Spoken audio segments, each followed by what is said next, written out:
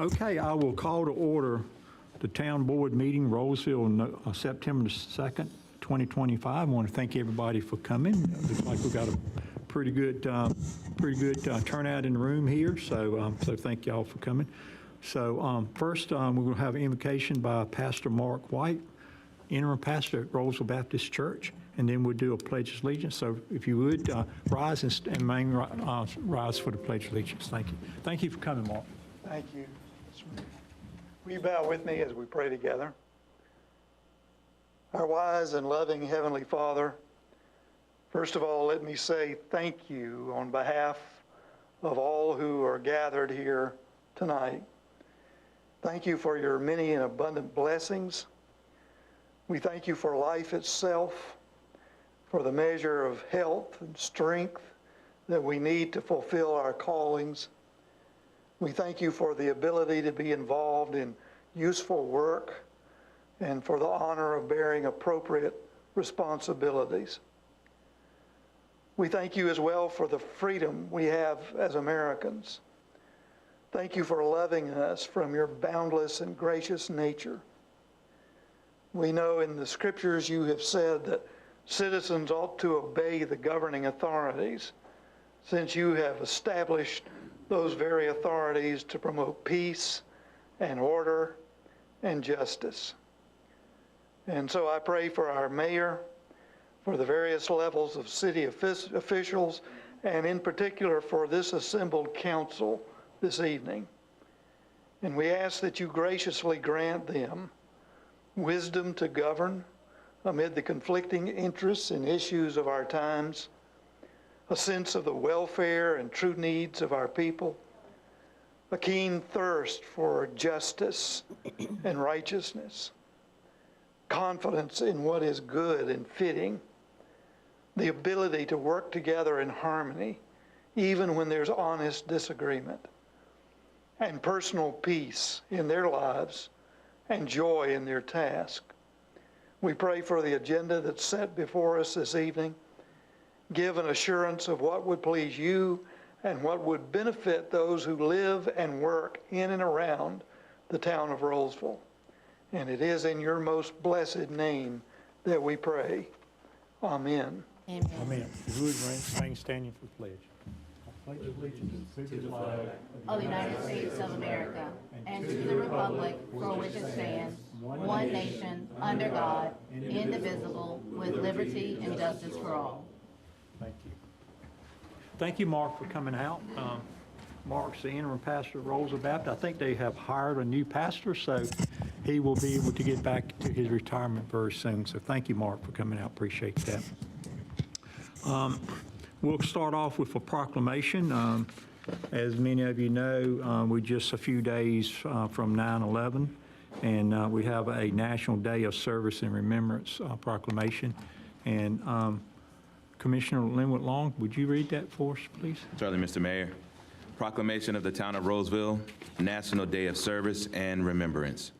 Whereas on September 11th, 2001, the lives of nearly 3,000 men, women, and children were lost in the worst terrorist attack on the United States soil in our nation's history. And whereas in our darkest hours, the American people, including firefighters, police officers, emergency medical technicians, physicians, nurses, military personnel, and other first responders responded to this violence with heroic acts of kindness, generosity, compassion. And whereas in the months following the attacks, people across the United States volunteered to help support the rescue and recovery efforts, contributing to our healing as a nation. And whereas on the anniversary of September 11th, we recommit this spirit of unity and resolve to give ourselves in service to each other. And whereas there are many types of volunteerism that contribute to the betterment of our communities, including donations of time, funds, labor, or talents to a worthy cause, youth mentorship, supporting services for people with intellectual, developmental, and other disabilities, peer counseling, participating in programs that care for older adults, blood donation, advocating, and providing for our veterans, working with animal shelters, disaster relief, and countless other humanitarian acts. And whereas the United States Congress enacted the Edward M. Kennedy Serve American Act Public Law 111-13 on April 21st of 2009, requesting the observance of September 11th as a National Day of Service and Remembrance. And whereas serving as a 9/11 volunteer provides a chance to help others in tribute to those who were killed and injured on September 11th, 2001, to honor our first responders and the countless others who served to defend the nation's freedom at home, around the globe. And whereas the state of North Carolina encourages people to observe September 11th by volunteering time and labor in service to our neighbors, communities, and fellow Americans. Now, therefore, I, Ronnie L. Kern, Mayor of Rolesville, do hereby proclaim September 11th as a National Day of Service and Remembrance in North Carolina and commend its observance to all citizens. Proclaim this day on September the 2nd, 2025. Thank you. Thank you for reading that, Commissioner Long. Appreciate that. And just remind everybody, we have a 9/11 event coming. It will be on 9/11, so it's easy to remember. I think it starts at 6. Is that right? 6 o'clock. So it's at the Rolesville Elementary School on Main Street. So I just want to remind everybody that. Thank you, Commissioner Long. Consideration approval of the agenda. I think it's one correction from staff has asked that number 10, old business, is actually new business. So those numbers will be changed from 10A, 10B, 10C to 11D, 11E, and 11F. And I will present them under new business. And I think that's the only change is being requested. So any discussion with the consideration of the agenda? One quick point of clarification. So that comes as a result of under communication 12A has the town campus update by Keith Carolyn from ADW Architects. We think that we'll be removing that and adding it to that to old business. And the reason behind that is that town campus update will encapsulate 10A, 10B, and 10C. And so those requested actions that are listed now under 10A, 10B, and 10C, it will add great context to it by bringing that update up with those action items. And so having that conversation at once will help streamline things and make it much easier for you all. And so that will be the change. Okay. And so essentially making 10A a town campus update, and it'll encapsulate those things that were already listed there. Okay.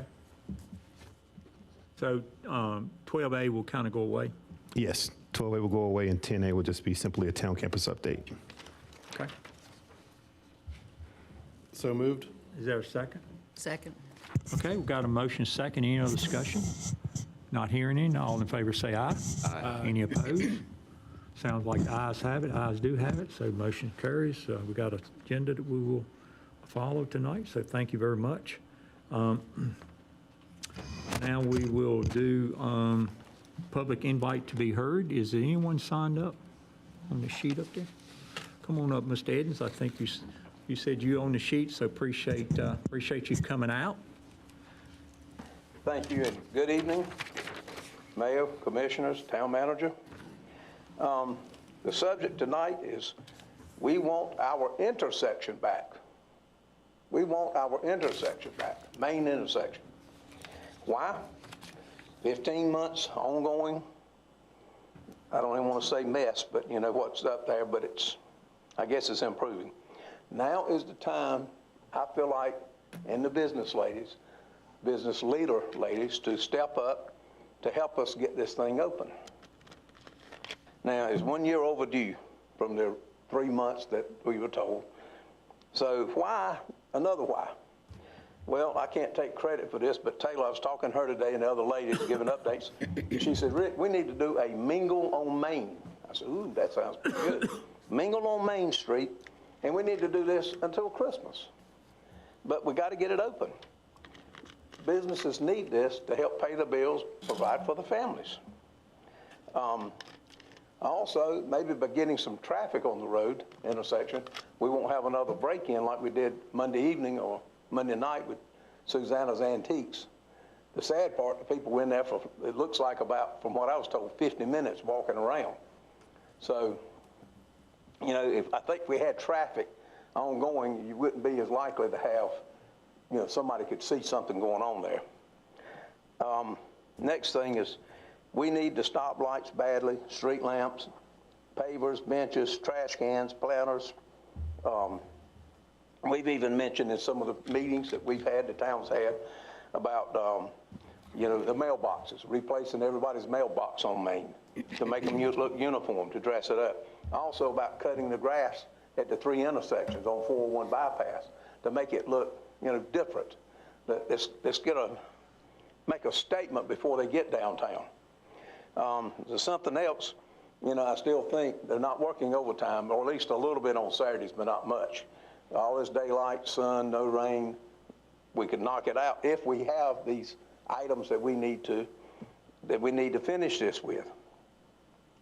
So, in like last Thursday's meeting, it was kind of confusing as who is getting what as far as these items that I mentioned.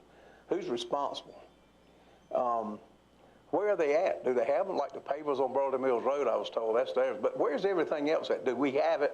Are we ready to put these things into place? And it's kind of hard to find who ordered them and where they are. So it would be nice to know if we do have them, in-house, in stock, or somewhere to be ready to put these up.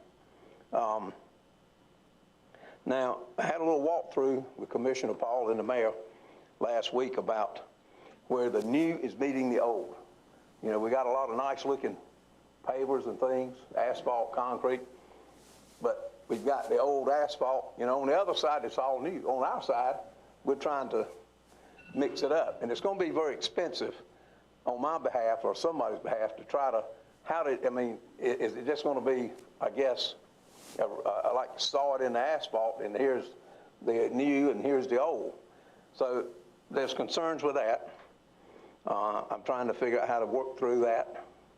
And the other thing, I guess, it made me think last week after that meeting, who do you pay for the items that you're going to get if you don't know who's supposed to be putting them in?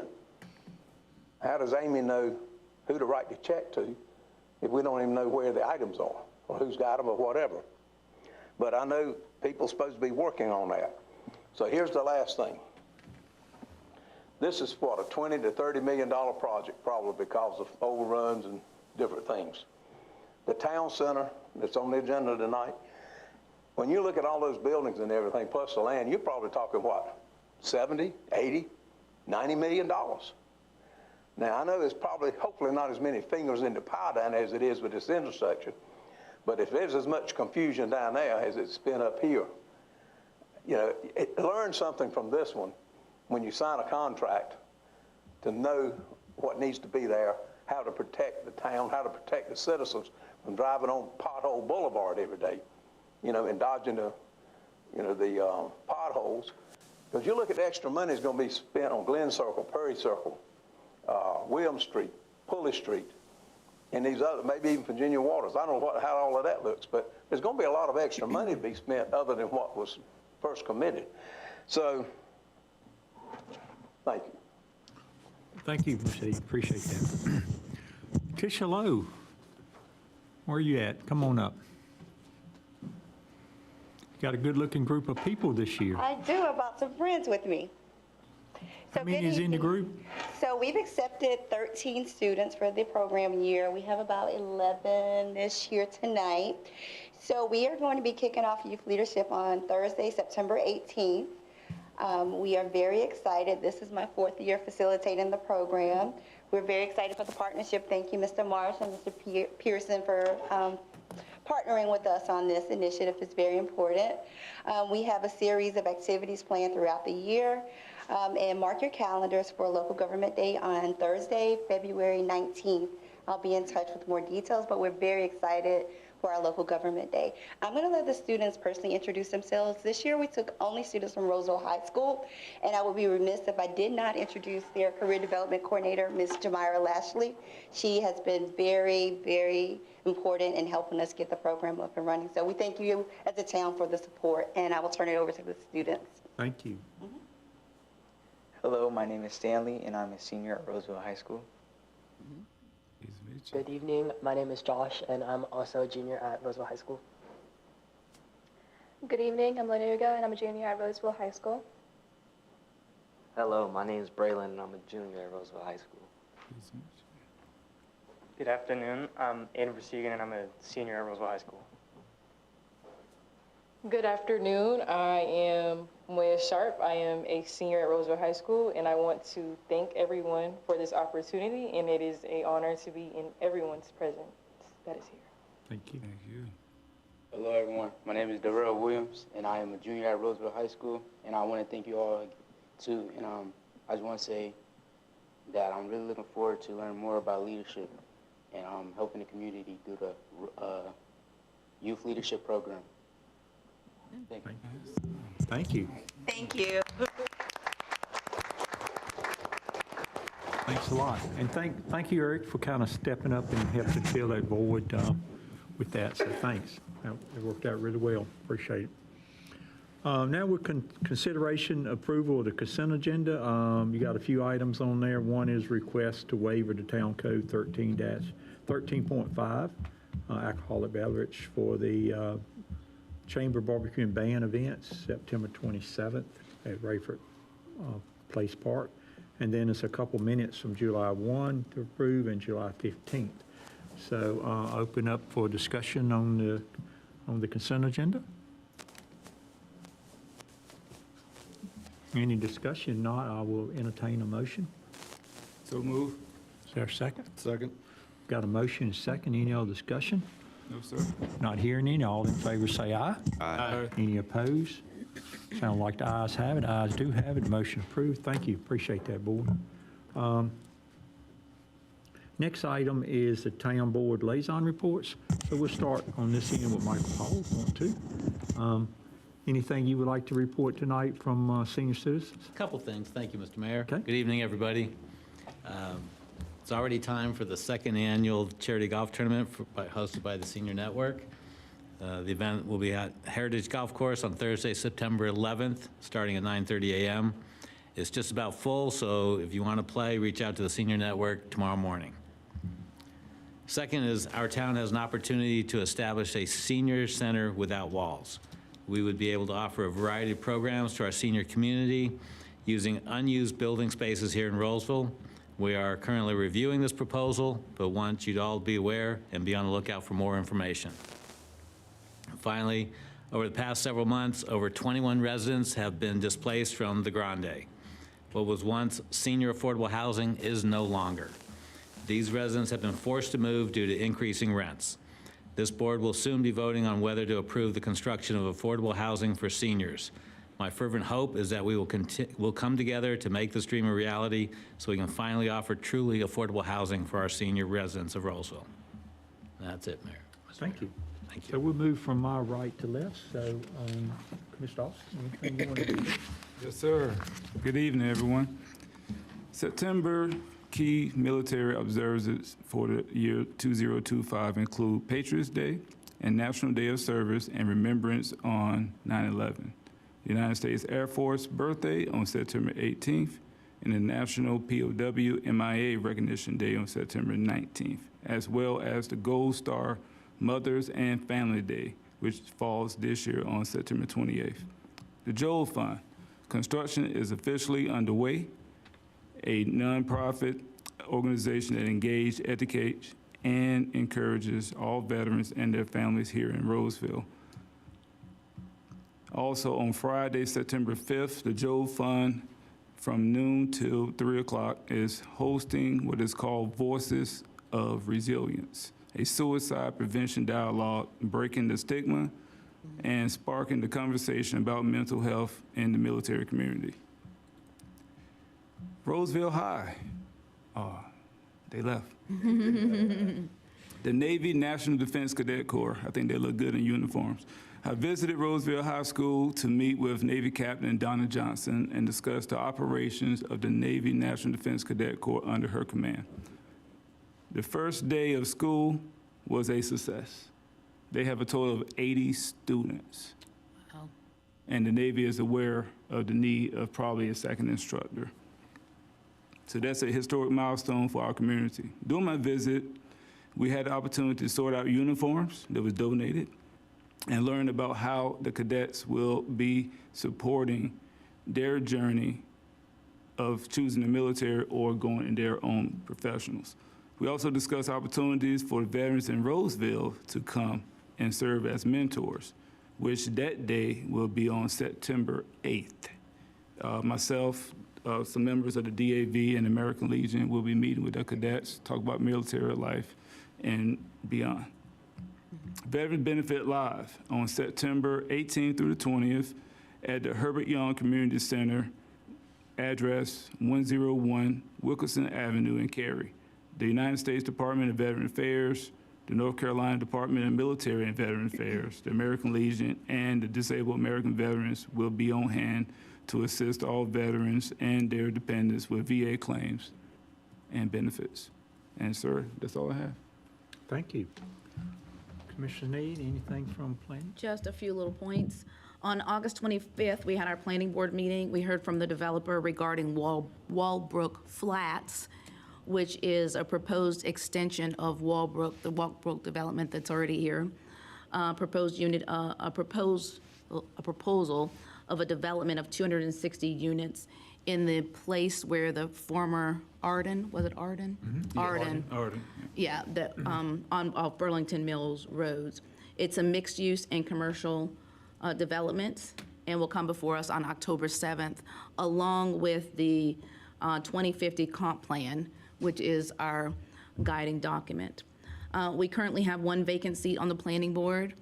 Amanda Chrysovergis, sorry Amanda if I didn't say that correctly, who was sworn in January, has stepped down.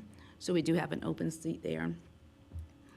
And the housing plan will be back before the planning board on September 22nd with the consultant and feedback on comments regarding that plan. And that is it. Very good. Thank you. Sounds like a lot going on, so thanks. Parks and Rec, Commissioner I Bill? don't have much tonight because Parks and Rec's actually here to give you a presentation as well, but I will mention the second annual Senior Expo was held. This year there was 31 vendors, 75 participants. And just to give you an idea of how that's growing, last year they've doubled in their vendors and participants. So they're doing a great job. We just want to make sure we support them and keep that going. It was a great event. Yep. Thank you. And that's all I have. Thank you. Appreciate it. And Commissioner Long, how about public safety, anything? Yes, sir, Mr. Mayor. Just have a few updates. I'll start with fire. We are actively in the pursuit of a fire chief, and that more information to come from the town manager on that and staff. And as always, if there is interest from the public in being volunteers and or joining the fire department, to please look at our website for that information. As far as PD is concerned, we have National Night Out that will be in October.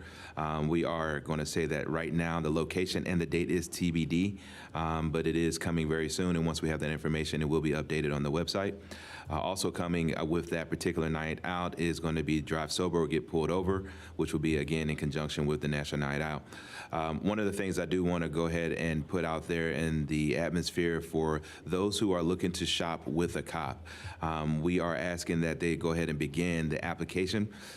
Process does start now. It is fall season or shortly there coming, and that will end on November 24th. But last year we had an inundation of a lot of applications the week before, so we want to get to it a little bit early, and that is K through 8th grade. That's my report, Mr. Mayor. Thank you. Good reports. Appreciate that. Next item is communications from town staff, and we'll start with Parks and Rec. June Green, Parks and Rec Director, anything? Thank you for coming out, June.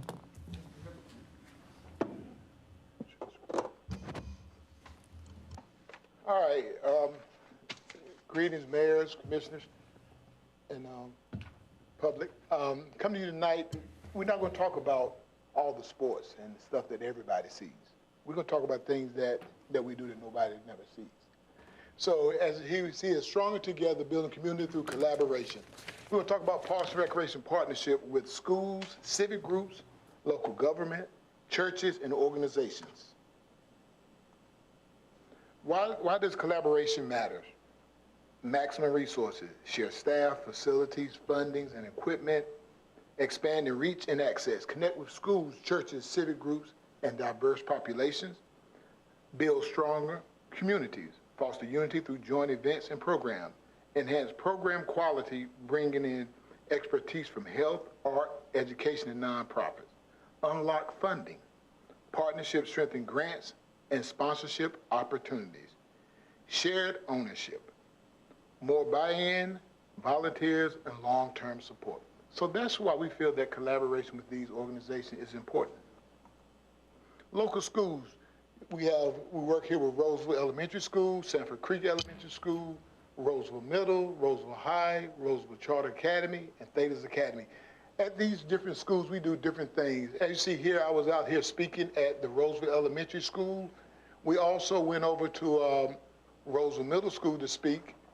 We helped them with their field day at Roseville Charter Academy. At the high school, we actually threw out footballs for their homecoming game last year. And with Theta's Academy, we worked with them with renting our fields over at Redford Place, and they also let us know that we can use some of their facilities if need be. So we do a lot of things with different schools here right in the area. Civic groups. We have the AKAs, the Alpha Kappa Alpha Sorority Incorporated, and this is their organization of their local chapter. Then we have the Delta Sigma Theta, Knightdale Wake Forest Alumni Chapter. We have Boy Scouts of America, Thorn to Rose, Northern Community Food Security, Roseville Veteran Group, the Community Gardeners of Roseville. As you see here, the top picture is a picture of us with our Arbor Day with the AKAs. They came out to help, and they actually bought some of the trees for us and planted them with us. And as here we have our scout, and she needed to do an eagle project, so she ended up building 2 picnic tables that sit out at Millbridge Nature Park. So that was part of her project, to actually build those 2 picnic tables for her Scouts project. Local government. We work with the Raleigh Senior Center. We work with Wake County Human and Health Services. We work with Wake County Senior Games and Wake County Special Olympics. These pictures here that you see here are from the Wake County Senior Games. As you see, it's not just games. They also have other stuff like arts, craft. This is actually their line dancing group that participated in their local events to hopefully, if they win, if you place in the top 3 in your local, you come back during September and October to compete for states. And then if you win in states, you get to go to the next following year to go nationals. So Wake County had several people here that went to nationals last month. 2 weeks ago. They went to Idaho, I think it was.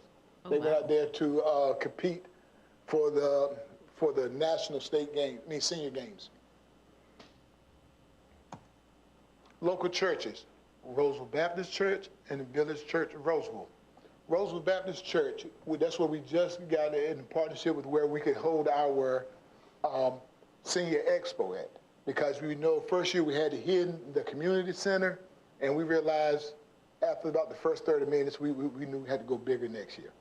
And so we went to the gymnasium, was able to bring in almost 25, 30 more people to come in. We doubled our vendors.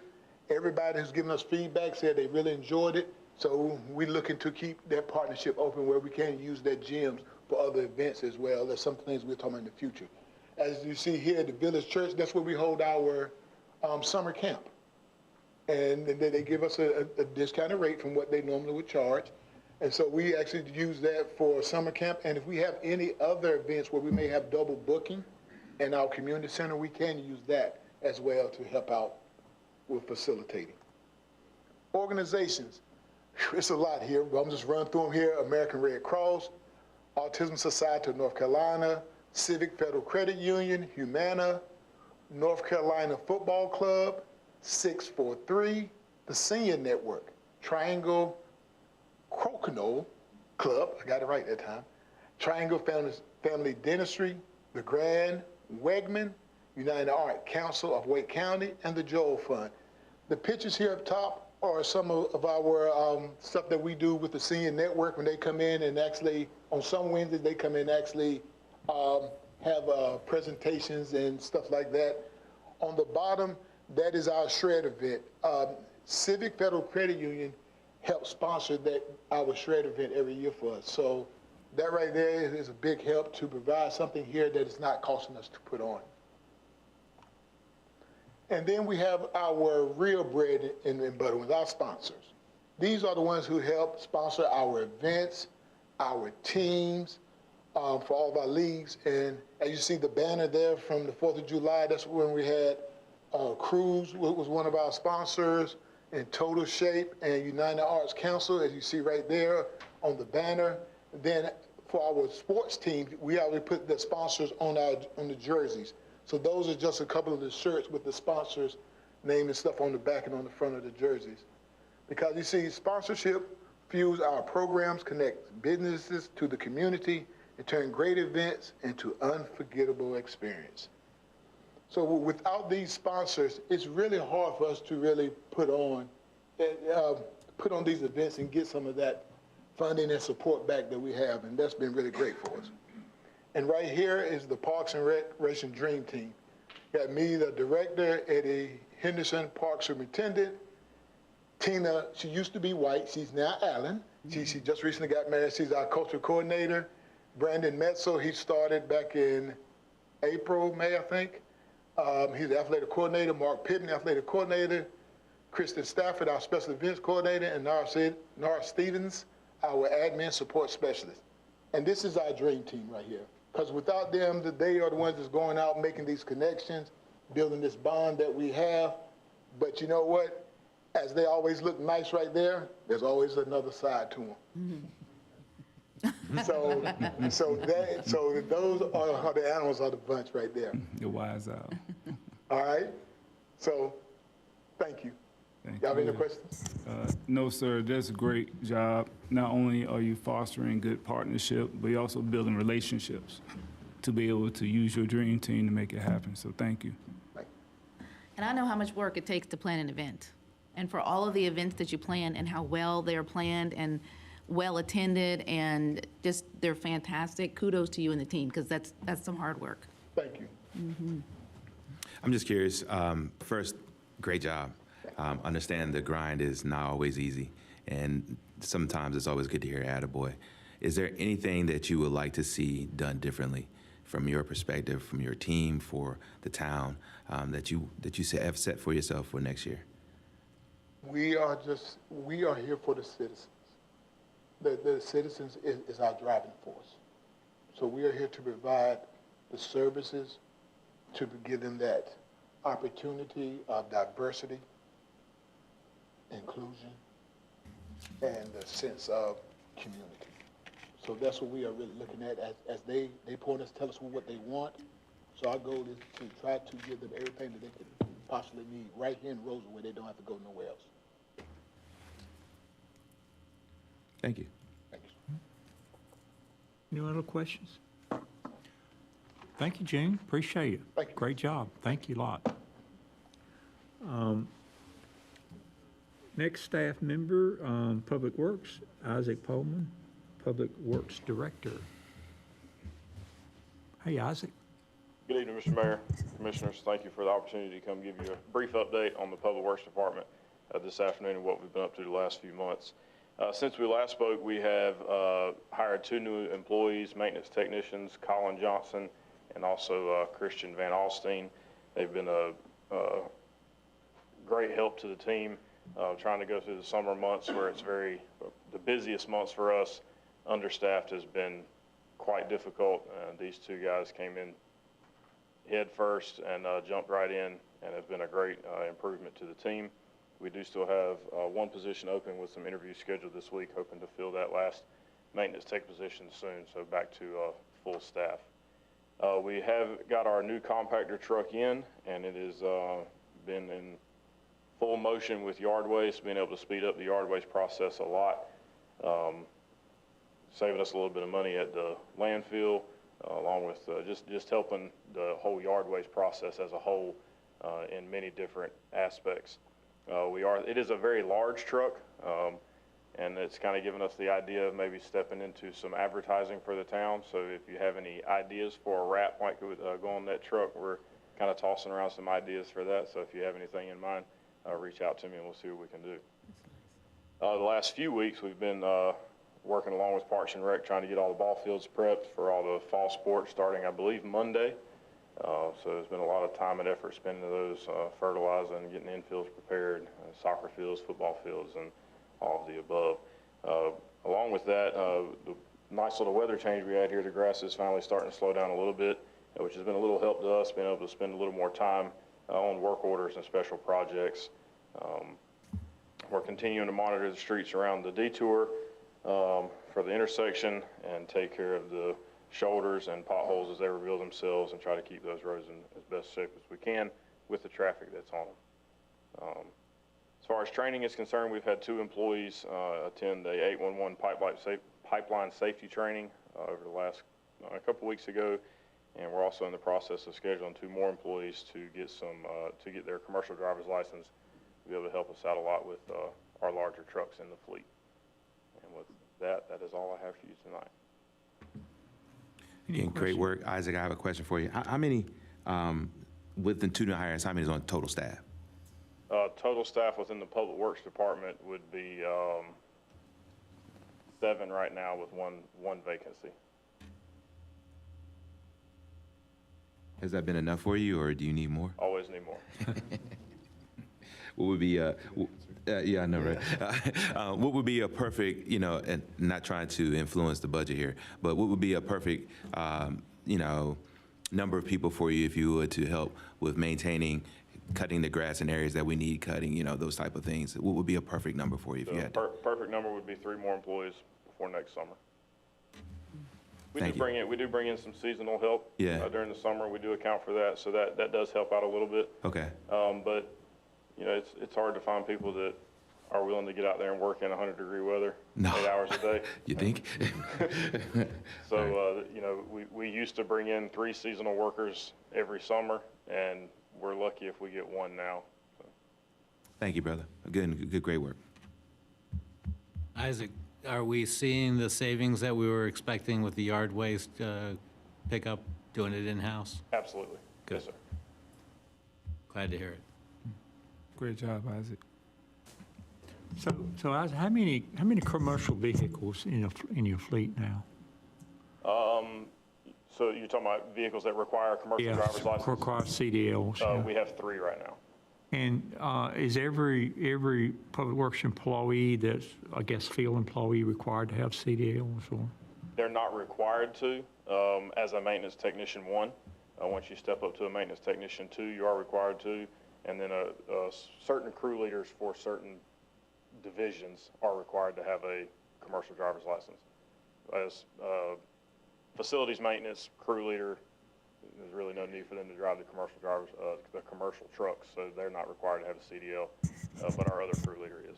So obtaining a CDL is part of the progression, pretty much? Yes, sir. That's good. That's good to know. Because I guess the goal is for all of them can operate any equipment. Well, that's good. Thank you. Any other questions? Thank you, sir. Thank you. Thank you, Isaac. Okay. Last but not least, economic development. Michael McFarland, Economic Development Director. Good evening, Mayor and Town Board.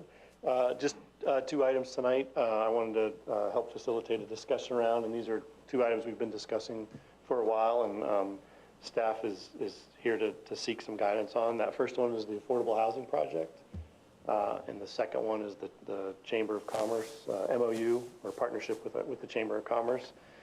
So I think I recall from the last meeting, I feel like there was a sense that we were at a point maybe we were ready to make a decision on moving forward, or just kind of going in a certain direction regarding the Affordable Housing Project. So I think staff was just kind of wanted to seek guidance tonight from the board on moving forward. And yeah, I think we'll just open it up for board discussion here. I think I would love to see us consider this, take us into consideration. So what is it, 3 vendors? Yep. So who wants to start off? Anybody? I'm ready to close it down and make a motion for us to move forward with who has been selected thus far. And that is, Habitat for Humanities. okay. What about any other discussions, considerations? Absolutely discussion, because I guess we have to discuss that before offering an alternative. No, I mean, we haven't Okay. we haven't made a motion yet, so this is just open I discussion. move that we look at moving forward with the senior affordable housing developer, which was Hurt Foundation. So you offering that as a motion? Or you just want to move? Discuss it, whatever, Okay. however way you want to move forward. All right. So it looks like we got 2 on the table. One is the Hertz and one is the Habitat. So, what about the other commissioners? I know April and Commissioner Paul is ready to move on. What about the rest of the commissioners? Any more discussions, or you guys feel you got all the information? I mean, we've been collecting information for a long time. I think we need to move on, Mayor. Okay. Quite frankly, we've been kicking this can down the curb, down the street a little bit too much. So I think Okay. we need to put a plug in it tonight. There's 2 ways we can do it.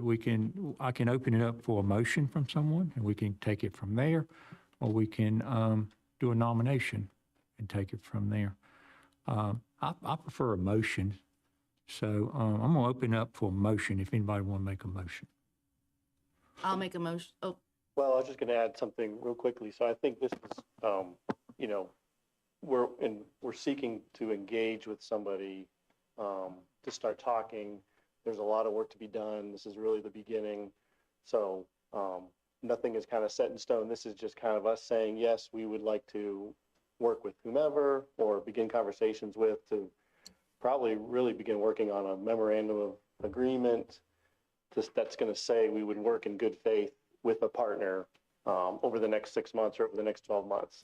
As we heard from those discussions at the work session, there's a lot more to be done, looking at the land out there. So things could happen where we could move forward with somebody and even that chosen party could find out that, oh, this is going to be too expensive, or we did an analysis of the land and we're not going to be able to do it. So I just wanted to kind of clarify that we're not like, saying, I guess we're not signing any contracts in that sense, but more it's an agreement to start beginning conversations with a preferred partner, I guess. But it is a selection of one of the 3. Right, yes, to start moving forward with. And It's a yeah. selection. Yes. so is this just direction and not a motion? Yes. It's a motion to select the preferred vendor, Okay. and the board can also identify the contingent vendor. So you negotiate with the first one. If that is not productive, you move to the second. Okay. That's one way to do it. The other would be to negotiate with the first one and then bring it back to the board for further consideration. Depends how much you want to delegate to the staff. Did you start your motion? Oh, I will make a motion that we begin the process and move forward with Habitat for Humanities. Am I on the right track here? Okay. And if we need to revisit a second option, then I would go with, I don't remember the name, True Homes. True Homes. Those are my 2. Second. Okay. So we got a motion and a second. Any further discussion? Sure. Yeah.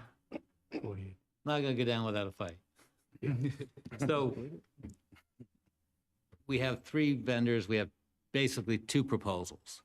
One is for a select group of people, say 25 to 30 families, who can purchase a home below market value.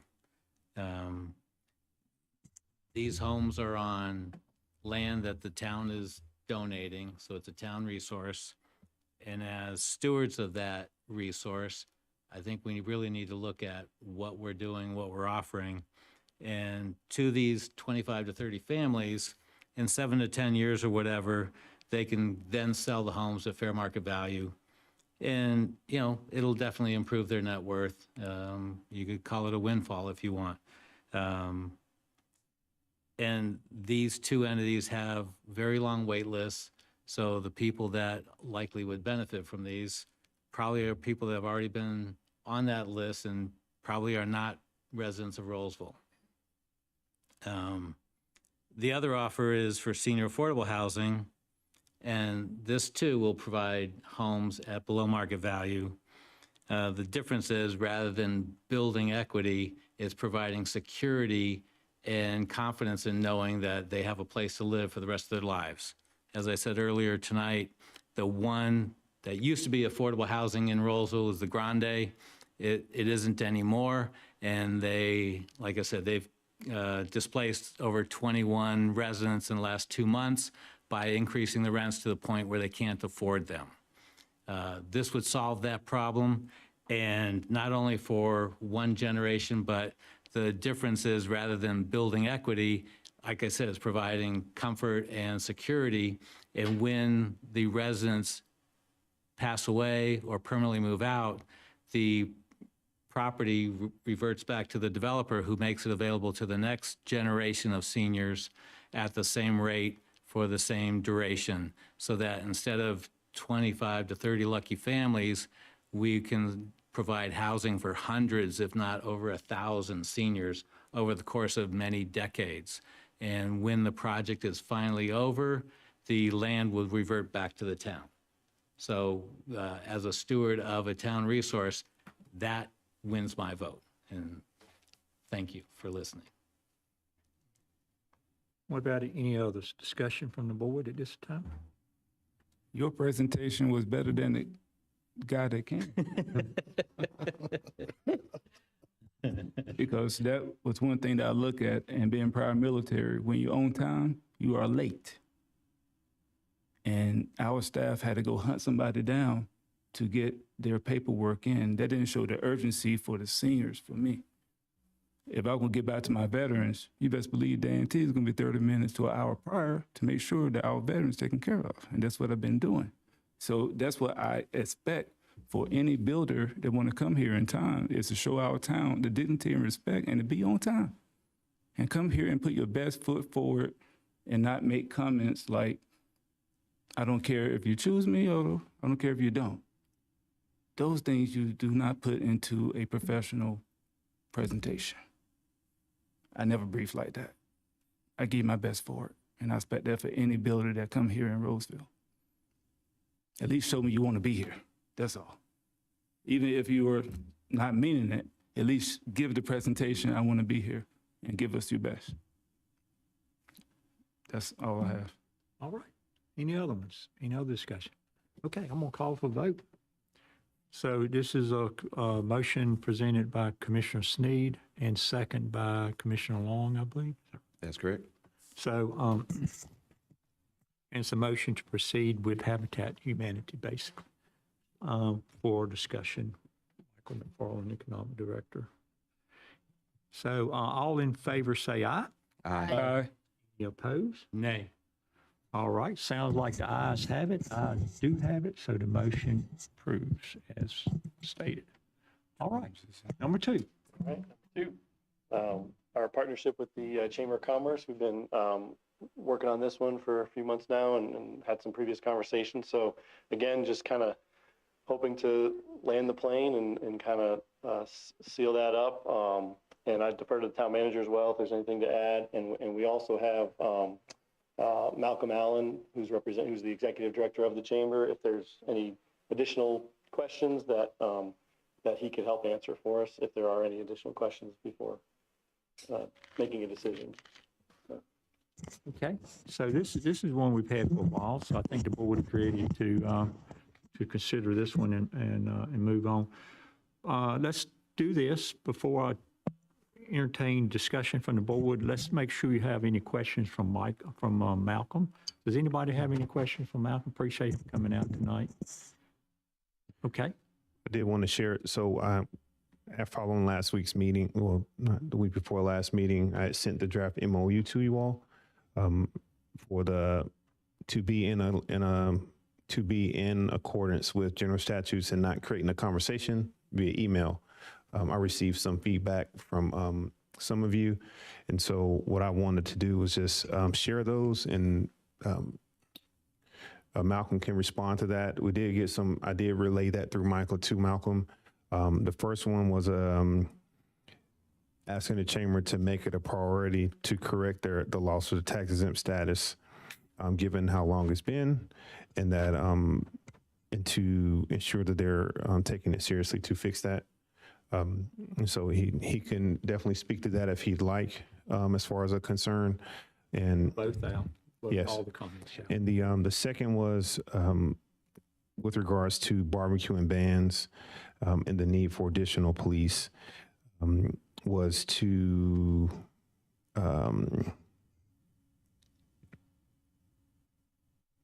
refrain from paying for the additional police officers because of the selling of alcohol, and that because it is a revenue generating business, that essentially is the cost of having the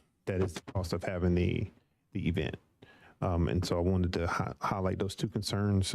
Those came from one of you. And so each one of those comments came from an individual, just so y'all have an idea of magnitude.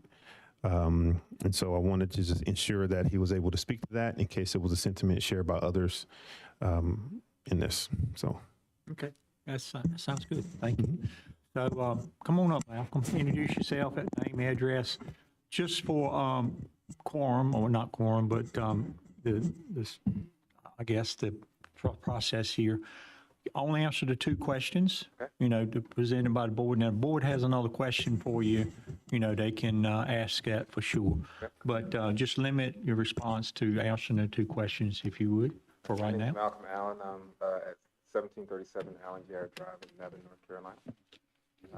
Standing in as the executive director of the Rolesville Chamber of Commerce. Answering the first question, tax exempt status. We've made arrangements to cure our status by paying a $661 fee that is owed to the IRS. We did not lose our tax exempt status. We can't lose it unless our entire 501c3 is removed. That has not been done. We just have to correct the $661 fee for that lapse. Once that is cured, which that arrangement was made today, once that is cured, we will be in good standing with our 990. And the second question, any further questions on that one? No. The second question, police were not needed necessarily for the alcohol. The police were needed at the behest of the police department because based on the number of anticipated attendants being over 5,000, they said that we would need to close the road. And it was stated that 9 officers were needed to close the road. Now, alcohol will be present. I then asked a further question of, well, how many officers do we need for alcohol being present? Will the 9 that we have to close the road suffice? And they said yes. Therefore, we wouldn't need any further officers for the alcohol to be present on property. So the 9 was actually behind the traffic and road closure. And that wasn't a request from the chamber. That was no, not at all. Actually, response when we met with Parks and Rec and the police department and the fire department, it was asked of them, what do you guys feel as though we need for what we're doing for the event? One field is going to be the concert area. The other field is going to be a kid zone with food trucks and all of that. And they said, well, you don't have enough walk space given where the parking is going to be. The parking is going to be in the Food Lion lot. The parking is going to be at Gladwell Orthodontics. You're going to have people to park anywhere they can with that number of people. Therefore, we want to make it a safe environment and close the road. Gotcha. All right. So I think you answered those questions. Any other questions from any board member? We move on. Any other question for Malcolm? Thank you for coming, Malcolm. I don't have a question, but I just want to clarify this. Your tax exempt status was never in jeopardy, as you had stated. No, not according to the letter we received. The issue was the tax-free status. What is it? Right. So essentially, whenever we get a vendor to do something for us and they send us an invoice, essentially we can, say, okay, well, we don't pay taxes. So when they send us something that has taxes on it, we pay them in full, but then we send in the document that states, hey, we're tax exempt, and that will be returned to us. The tax exempt status is what was lacking. Yes. And that you'll all have arranged to pay for that to bring it up to date. $661. All right, very And I think that, obviously this happened before my arrival, but I think that it just got shifted from one person to the next, and there wasn't a focus on it. But for some of the things that we plan on doing moving forward, we definitely have to have all those things in order. So. Yeah, very good. Thank you, Malcolm. Appreciate that. Any other final comments, Michael, before we I turn it over to the board? That's all I had. All right, so I'll turn it over to the board for discussion, and also I entertain a motion. Discussion, one thing I do want to say that Malcolm had mentioned when I had a conversation with him at the chamber event last week was the amount of money that this will bring into the surrounding businesses, which I hadn't thought of. And I do know many, many years ago in 2016, when we closed the road, I know that Sonic and Hardee's made very good money on the date of our barbecue. So I had not thought of it in the way that he had talked about it on Thursday. So I think it will definitely be a benefit to the surrounding businesses as well. And I'm looking forward to see what you anticipate that looking like, or what that does look like after the event. Yeah, I think that's a good point. And I guess, Michael, at some point in time, I think we talked about just seeing if we can quantify what these events bring into the town, like the barbecue and the Fall Fest and those type of things. So, What she's speaking of is the economic impact number, and that typically is done by a CVB. I've been in contact with Visit Raleigh and the Greater Raleigh CVB, since we don't have one directly here in Rolesville, and they're 100% behind us, with getting those helping us getting those numbers in. And it's everything from gas stations to hotels to whoever will gain business from the increased traffic coming through. So what that does is we get clickers and car counters. So you may see a couple of car counters come up the week prior to count some of the traffic that's coming down the road, so forth and so on. And they use an average per car, and then they add that in to get that economic impact estimate. And that's something that the town can use in our procedures for economic development, because we can pass it on to developers. Thank you, Mike. Are you also doing that for the parade? We will. We just met about the parade today. Okay. And so we have some promotional plans for that as well. So hopefully, to his point, hopefully we get the road open, because we have a plan to kind of have a stopping point right there and kind of, give the businesses in that area a good setup. As well as, just so you know, we're also doing a program for Cobblestone. Barbecue and Bands, the day before, is having a special sponsor event. We're doing a live band inside of Cobblestone to drive traffic down there. That's awesome. Thank you. Thanks. All right. Did you have anything you want to say, Eric? Or was that it? Yeah, so the utilization of the economic impact number, and then working closely with the city of Raleigh and other parties to do that, is something that came from, number one, thank you to Malcolm for bringing those kind of assets and those resources in, is what we've been looking at for as far as the greater economic development assessment of our impact and how we are measuring our growth. Because I know that over the years, we've just something Michael and myself and others have talked to a lot. It's like, how do we know we're growing? How can we gauge the impact of certain things around not just events that the chamber is doing, but how can we deepen our partnership with them to look at what does our 4th of July do? What does our Fall Fun Festival do? Because these things are because we just went to the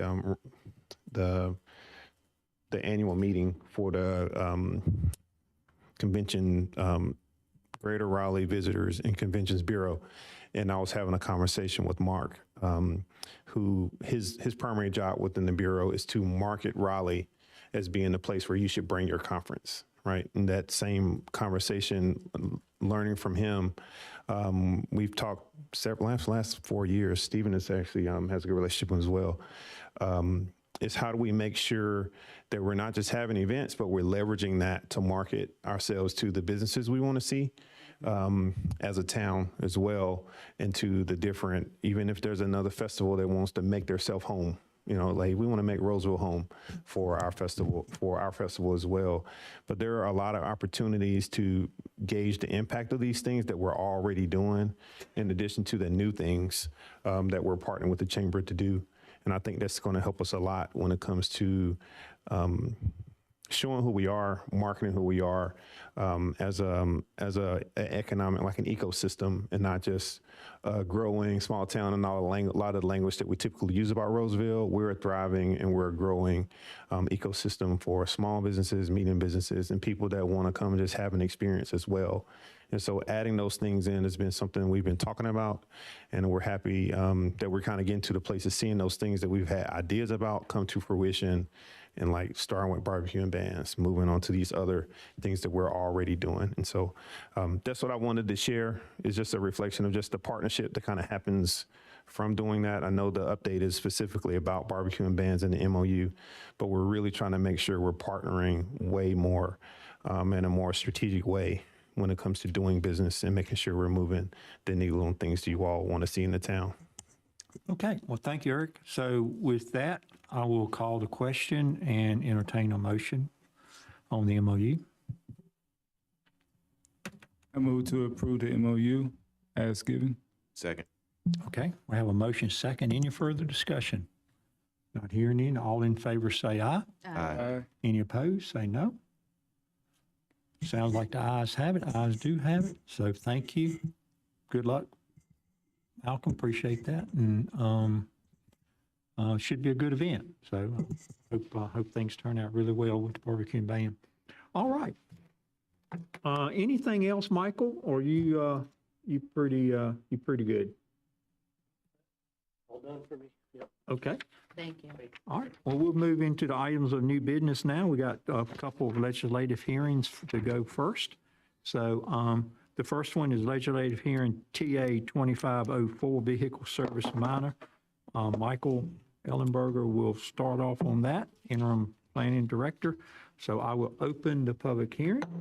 And Mike, if you would, kind of give us an introduction from staff. Sure. Thank you very much, Mayor.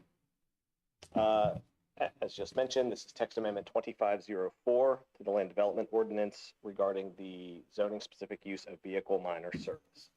To catch up on the timeline here, this was originally advertised and prepared for a legislative hearing back on July 1st. At that point in time, the hearing was started and postponed date certain to tonight. Just about 15 days ago, the applicant notified staff that they would like to postpone this application indefinitely. So with that said, I can go through the presentation and get to the motion slides, or if the board would like to consider, if they'd like to jump right to postponement, we can go right to the motions, and the board could choose to postpone this. Let's jump straight to postponement, please. Move to postpone. Yeah. Very good. Let me slide through some slides here. For a couple of things. And that saves my presentation for one. For the board's clarity, this is different from a continuance. So if the applicant were to want to bring this back for the town's consideration on the applicant's own, it would require re-advertisement and paying the fee again, and sort of essentially starting that process, the statutory process over. Thank you. Yep. All right. We need a motion on that, right? Yeah, the motion would be to postpone indefinitely. A motion to postpone indefinitely TA 25-04, vehicle minor service use standard regarding service bays. Got Second. a motion? Is there a second? Who did that? Two. All right. Commissioner Got a Sneed. motion, second. You got me. Is there any further discussion? Not hearing any. All in favor say aye. Aye. Any opposed? Sounds like the ayes have it. Ayes do have it unanimously, so forward. Next one, I'll close the public hearing on that. Should have closed before we voted. That's okay. Legislative hearing TA 2506, self-storage enclosed. Michael, you will be doing that one too. Yes. So I'm going to open the public hearing and I will take an introduction from staff on that. Thank you. Text Amendment 2506 is really two parts, and I'll get into that during the presentation. One is to create a new zoning use called enclosed self-storage, and another is to modify the use of development agreements in certain zoning districts. So again, this is about two parts. We'll get into part A first, which is about the zoning use. Table 5.1 is the permitted principal use tables. 5.14 is that subsection of commercial principal uses. Currently, the specific use of industrial light includes a reference of an example use called self-service storage. And so that's where self-storage use really lives in the LDO, under the industrial light. And being that, it is permitted in the general industrial and the business and technology zoning districts. So just two fairly intense zoning districts. The proposal brought by the applicant is to create a brand new use called self-storage enclosed, place that under the commercial category of uses in table 5.1, and make that a permitted use, P, by right, in the zoning districts of general commercial, commercial highway, office and professional, and neighborhood center. And that last one, neighborhood center, is one of those three mixed-use districts that the LDO has. It would also create use standards regarding the architectural uniformity, et cetera, that would be part of the LDO section 5.1.4 for that. So little standards that go there that inherently run with the use. This slide here is taking the applicant's basically proposal on the left and then staff's analysis and our recommendation on the right. So again, the applicant seeks to create a brand new use, self-storage enclosed, permit that in GC, CH, OP, and NC districts. Staff recommends following that, but also adding the general industrial and the business and technology districts as zoning districts that would allow this. So again, this would be as a P permitted use by right with a development standard. The second part there, adding use standards stating that the exterior facades of all structures shall receive uniform architectural treatment and resemble an office building. Staff would prefer that language read like building architecture shall comply with LDO section 6.8.3, which are the already existing non-residential building standards. And just to ensure that everybody understands, an office building would follow those standards. So just enforcing regulations that says look like an office building is about impossible for staff to do. So that's the tweak that staff would recommend go with this. So that was part A. Now is part B, and this one's a little more involved. Table 3.4.2 is the activity center zoning district development standards. Table 3.4.3 is the neighborhood center development standards. In each, there's a mention of the use of a development agreement. Now, this table here with the 5 bullets there, this is just telling you where in the LDO does the words development agreement exist. We'll just kind of jump to the chase here. In the TC, the AC, and the NC districts, there's a reference to be able, for an applicant to be able to propose a development agreement, which is a document that gets reviewed and approved by the board that allows them to deviate from certain standards that are in the code. Right now, there's a limitation on the types of standards that can be deviated from there. It's basically the timing of development, which if you recall from some of the rezonings that we've had on mixed-use districts, the applicant can only develop and build and get building permits for so many homes, residential, before they have to pull and receive building permits for so much square footage of non-residential. So it ensures that a mixed-use development doesn't build all the residential and none of the non-residential. There's a timing of the development of residential compared to non-residential. So currently, this is where the LDO includes the following mentions of development agreements. To get not to get too technical, but it basically, General Statutes 160D stipulates that there should be a process for establishment and review of large-scale multi-phase development projects with expected build-out dates of over years. So that's the intent of the use of development agreements, according to the state. Development agreements are also intended to provide the town and property owners and developers a certain land use regulatory certainty and a schedule of development. So it can get into some more nuts and bolts and schedule type things when a development agreement. It's a voluntary act by the applicant, again, reviewed and approved by the board.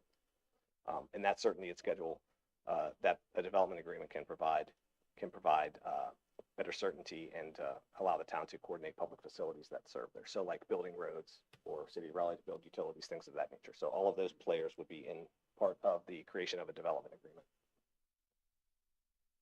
The applicant right now is simply proposing to add 3 standards, those development standards, to the ability to use a development agreement: building setbacks, lot sizes, and building heights. within the AC and the NC zoning districts. And to be clear, that right now the LDO standards for lot dimensions in those districts are only for residential. So there are actually no lot dimension standards for non-residential in the mixed-use district. So commercial lot could be relatively small or relatively large. There are no go-by numbers there. The numbers in those districts are for the residential lots. So again, just like before in Part A, Part B, the applicant's text language on the left, staff's analysis and recommendation on the right. So again, the applicant just seeks to add text that minimum building setbacks, lot size, and building height may be modified within the AC and NC district through the use of a development agreement. Staff believes that, staff recommends considering the use of a development agreement to adjust any and all the standards. So not just limiting to those three, or the timing of development, which is already built into the code, but giving the opportunity to let the board consider all standards to be modified and to extend that use to the town center district. So that will cover and allow it as an option in all three of the mixed-use zoning districts. There's a question for you, sir. With that, should we be concerned that this could weaken key protections in our mixed-use development? Can you restate that? Any concerns that this could weaken the protections in our mixed-use developments in the LDO? Given the fact that the board has the full authority to approve or deny a development agreement, it simply allows a developer to think outside of the confines of the ordinance to come up with a proposal that would allow perhaps a better project to come to fruition. Okay. I will say this is getting at more of the planned unit development type of projects, which were more achievable under the old code, the UDO, than could be done under the LDO. The LDO is very limited in the types of projects that a developer can propose through the rezoning. They can't do exchanges or say, I will give more of this if I get some of this. There's none of that under the conditional zoning option. So using a development agreement is kind of a side way to get to the same result. Yes, sir. But it puts it completely at the board's discretion. Thank you. The planning board heard this text amendment and was in unanimous support of this, but they did have a suggestion. This is only on the self-storage use, so not that Part B, but the Part A of this, that they would like to see self-storage use be limited or prohibited when fronting on the Main Street corridor.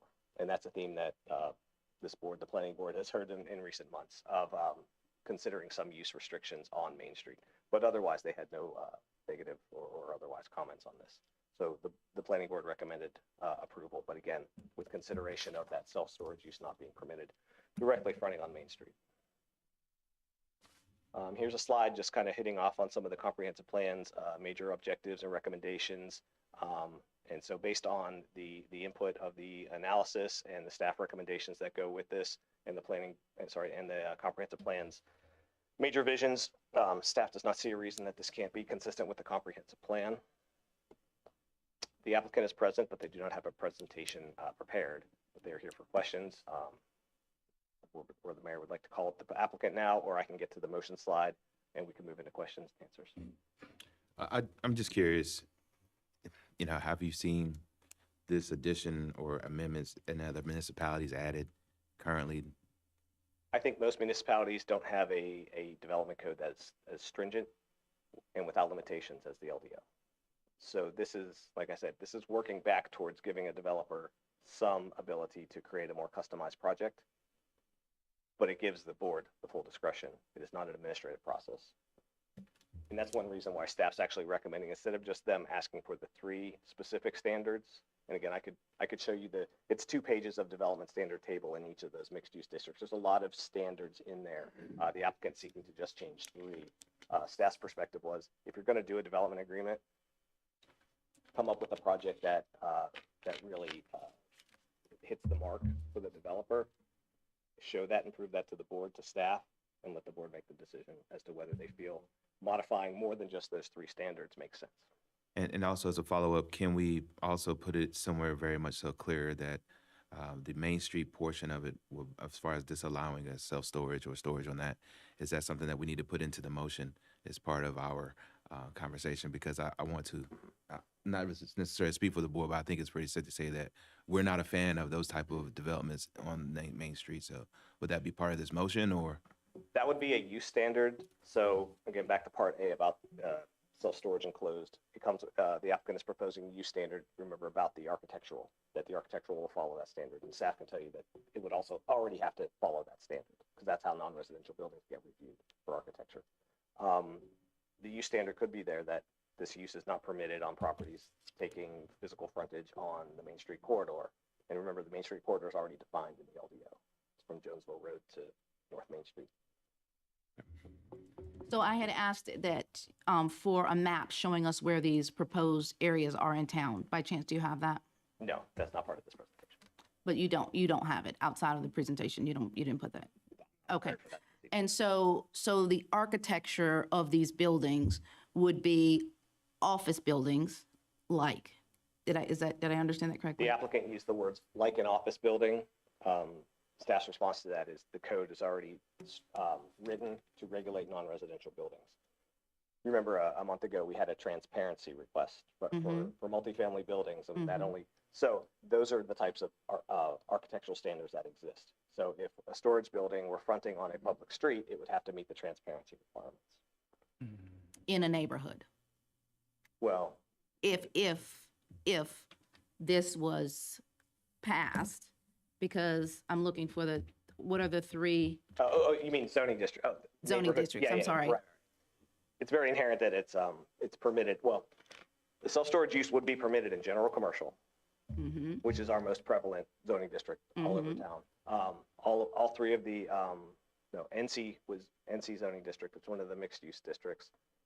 General commercial, commercial highway, office and professional, business and technology.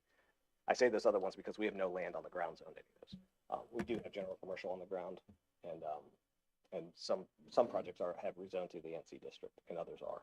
As this applicant knows, he's got a rezoning in the queue for an NC district. We've got a lot of fancy words and boxes and stuff.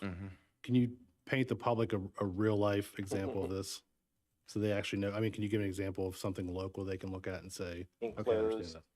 Yeah, self-storage. Yeah, in general, like. Well, it's a little hazy picture here, but the Be Safe storage at the Heritage Lakes and 98. Okay. That's this example. Okay.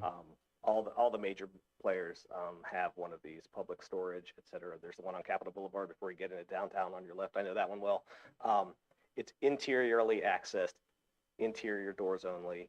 It looks like a large box building. I think that's why the applicant might have used the office building type look. Again, this one here that you see, lots of transparency there on the corner, cornice pieces, et cetera. And the LDO non-residential building standards demand those types of features. Anything you see besides Main Street that this is going to cause an issue throughout what we're proposing here? The use is very modern. It's a modern convenience retail use in today's world. It actually does go well near residences because those are the majority of people who use them. People who storage space want to store things that they aren't storing at their homes. So being proximate to residential, while not maybe embedded in a residential neighborhood, but near a residential neighborhood on main corridors that we drive on every day, that makes a lot of sense. And that is where you see them predominantly in a lot of areas. I think that's one reason why they're proposing in the general commercial zoning district, because that would be our main corridors: Burlington, Maine, Rogers Road. Okay. Thank you. Another question. Thank you for bringing that up. I think from my perspective, Mike, the office building, you defeat the purpose of office building when you have all those doors you see right through the windows. If you go down Capitol Boulevard, I don't know, you don't even know what the outside building look like because you just see all those tons of doors that's right through the window. So if it's going to be a true office building look, you need to somehow opaque the doors with glass or something. You know what I'm saying? I get it. Transparency in combination with. Very, very easy use standard says no interior doors may be visible from the exterior. Right. I think it'd have to be, I mean, if you're going to say it's office building, it doesn't look like office building once you see all those lined up doors in there. Would the applicant like to come up and explain? Well, let's finish up with you and then we'll get the because he got a presentation, I think, right? No. No presentation? Okay. All right. Anything else from Mike, and then we'll get him answered the question. Well, to your point, Mr. Mayor, when you have the transparency requirements, how do you square that with the concern about being able to have the transparency to see the doors? So, I mean, I'm sure as a self-storage, you want to maximize your ability to have storage spaces. And then we've got this exterior transparency component, which might go against trying to hide the doors of the individual units. If the board would prefer a special standard for this use, let's say it only has to meet 10% transparency when adjacent. Remember, our number was, I think it was 35% or somewhere around there for commercial buildings. And remember, for the multifamily, they asked to lower it to 25%. So the board could put a very low standard on that and then let that fly. Because looking at the picture there, which is a depiction, it may or may not be one of the buildings they've done or someone's done, but I would imagine you'd see a fair number of doors looking through those glass windows. Quick point of, well, I guess it's more like a question. One thing you could clarify, when you talk about transparency, I believe in the prior conversation, the transparency was the percentage of the face of the building that was covered by windows. Correct. And I believe that there may be a sentiment that's talking about, it's not about it being a window, it's about seeing through the window. Right. And so on the front of this building, it has a lot of windows, but if it had a reflective tint on it, you wouldn't be able to see the roll-up doors. Sure. And so just to make sure we clarify between, it's still transparency, but two different definitions. Right. And part of transparency is to break up blank walls. That's another Right. tenet in architecture is you just don't want big pieces of blank wall. And that's why there's other standards in there about protrusions and other things. Windows obviously break up a blank wall.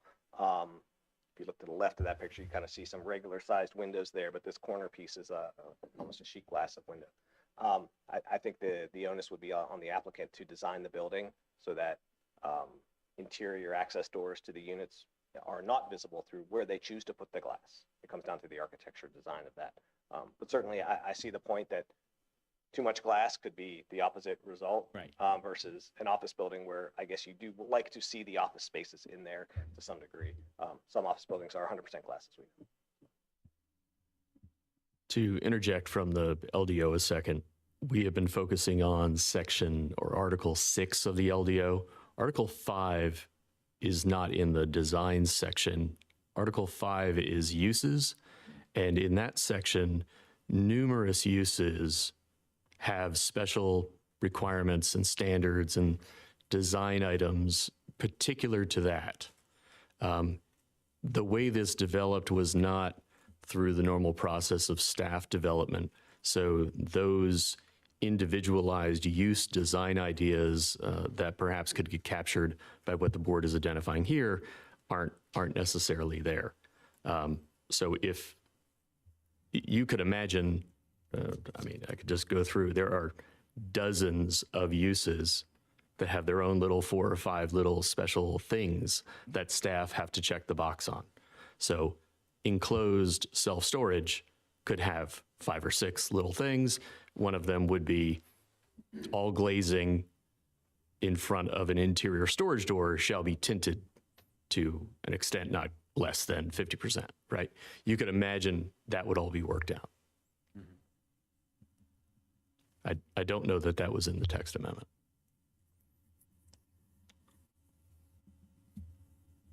That's now. Oh, sorry. I have one question. So a neighborhood center district, name one.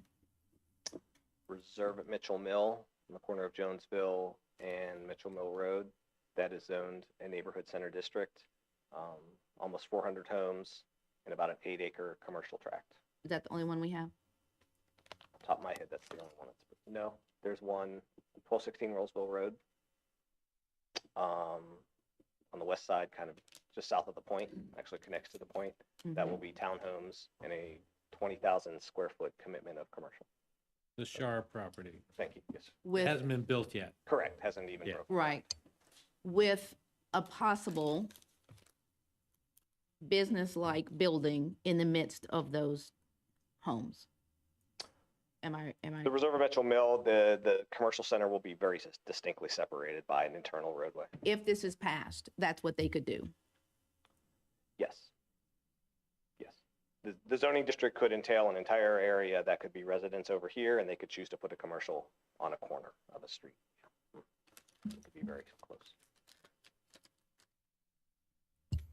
Or it could be vertically stacked. It's the creativity of the architect. What do you mean? You could have an entire first floor that is interior self-storage with other kinds of uses on the second through fifth floor.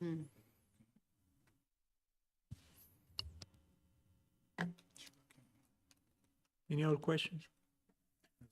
Okay, I think there was a question for the applicant there, and also anything you want to, any comments you want to make? Good evening. My name is Corey Schmidt with Ardent Building, 1953 Steeplechase Bend and Apex. Any questions I can answer for you guys? I think you was going to say something about the windows or the doors. You see through the windows in some of these places, you know? Sure, I understand that. It's good comment, good concern. We'd be willing to, as long as it jives with the LDO restraints, to make those windows where you're visible, seeing any doors from the inside, opaque. So like, especially at nighttime, the lights are on, that would help solve that problem. Yeah, Dave made a great comment about what could go into the LDO for the text amendment. So you're willing to go with his suggestion? Sure. I think that's a great suggestion. Okay. You answered my question. Thank you, sir. Any other questions? Any comments, anything else you want to add? That's sure. As long as you guys don't have any other questions for me, I think Mike's done a wonderful job of presenting this for us. Okay, thank you. Appreciate that. Board, the challenge, of course, of my comment is that hasn't been written. Right. Just, the applicant was kind enough to say they endorsed the concept, but at the same time, it's also pushing them back a cycle on your vote. Is that a passive way to say we need to table it till you can write something, or? Well, hopefully the applicant and staff would write it as they understand that industry, and that's how I assume all of. If you go to Article 5, I'm scrolling through it, it's alphabetical. It starts at adult business and I think it ends at zoos. So every use has 4 to 6 little special things that were done when the LDO was originally adopted. And I'll bet that the applicant who's from the industry is probably familiar with what other communities have done, could come up with those ideas that other communities have looked at, and it would be popped in there. So let me rephrase it. Are you suggesting we table it so you can review what they write before? I think the answer is that if that's where the board wants to go, you're going to need to continue it in order for staff to bring you a text amendment. That you can only adopt something that's been written. Right. Yeah. It sounds like we're modernizing some of our areas, especially around zoning. Yes and no. I have a vague recollection that self-storage was something that the stakeholder group in 2021 really didn't like. And it wasn't that it hadn't been heard of in 2021. It just was we're going to throw it in the industrial area and they can make it however they like. That's a choice. So from the applicant standpoint, or Mike, from your standpoint, is it any issues with tabling this till y'all get this road? Sounds like more language needs to be written to answer some of the questions and give the surety that this is what the code would say after adopted. That takes some time, so I would say that's a motion that works for staff at least. This is an applicant initiated, so I'm going to give the applicant the opportunity. Yeah, I mean, if that's what makes the commissioners more comfortable, to have that wording about the glazing or the opaque windows where doors are behind them, we're okay to do that. Yeah, that'd be fine. Point of order, Mayor. Some folks have picked up an odor of perhaps something burning in the room. I don't know. Chief, can you have somebody check that out? Yeah. Did we pump the heat up? Oh. So, First of the season burn. We just need to talk to the HVAC contractor about cleaning things up. Can I table this this public hearing Yes, until, so until October? Yeah, it'd be moved to continue. Yeah, it'd be a move continue. I don't know what sort of cycle. So one month? October 7th is the next board meeting. Move to continue to October 7th. Got bandwidth for October 7th? Yes, so That's the we'll, question. The comp plan, the housing plan, and so what we can do is staff will work to bring a text amendment to you, and we'll highlight it in a memo, and we'll slide it for consent because we think the idea that you all have presented is kind of straightforward, and so we'll slide it on the October 7th meeting, but do it on the consent, and then you all can pull it if needed. But the goal would be It's a public hearing. You can't do it. oh well, it had to be a public hearing. Never mind.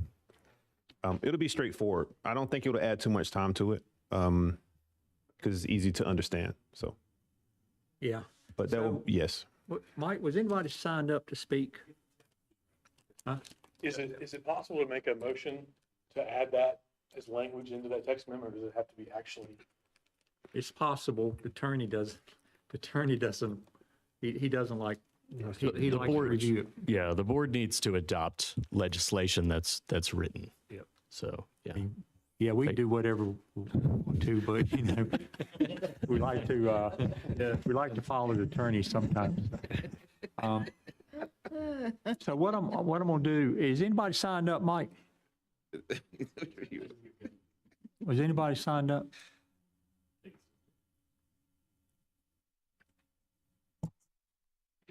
Okay, so what I'm gonna do is, if the board approves and make a motion, board makes a motion, we'll just table this until October 7th meeting, and I'll leave the public hearing open in case somebody wants to speak on. Correct. So any objections to that? If so, I just need a motion. Move to continue TA 2506 to a future town board meeting, which would be October 7th, 2025.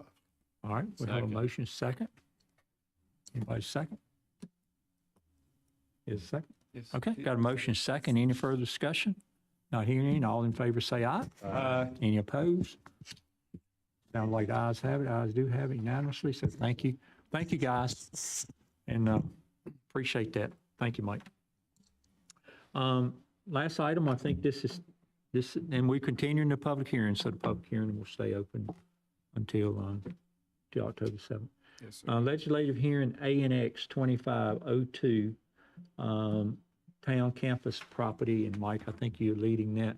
So I am going to open this public hearing, and I will take your introduction. Thank you, Mayor. This is a voluntary annexation by the town for a 2.321 acre property located on the conglomeration of properties known as the town campus. This is a small area that I think, due to a very old town limits line, just cut the back end off this property. This is also what's affected it's called known as the Scarborough tract that had one rezoning that came through the board. There's another one under review now. At the very tail end there, there where School Street ends. Just a weird line through the properties that did not leave them in the town limits. So with the development of the town campus forthcoming, this is a proposal to annex that into the town limits. This is the only Okay, slide. so which is being annexed, both pieces or the little triangle? The one in red. The little My triangle? cursor, yeah. Right there, yeah. Just that one, I apologize. That wasn't clear. So I was thinking it was the other way. I was thinking that was annexed and the big piece was not. The neighboring property here, no, this is not showing as being annexed. Oh, I got it, So most of our, I see it. Yes. All the pink there, that's town Yeah, limits, yeah. that's already annexed. That's right. That's This is right. that other triangle that I spoke of, part of the Scarborough tract. Right. Okay. Any questions for Mike? Anybody signed up, Mike?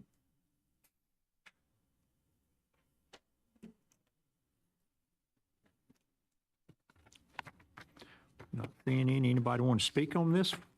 Annexing the little triangle into the town property? Not hearing anybody. I'm going to close the public hearing.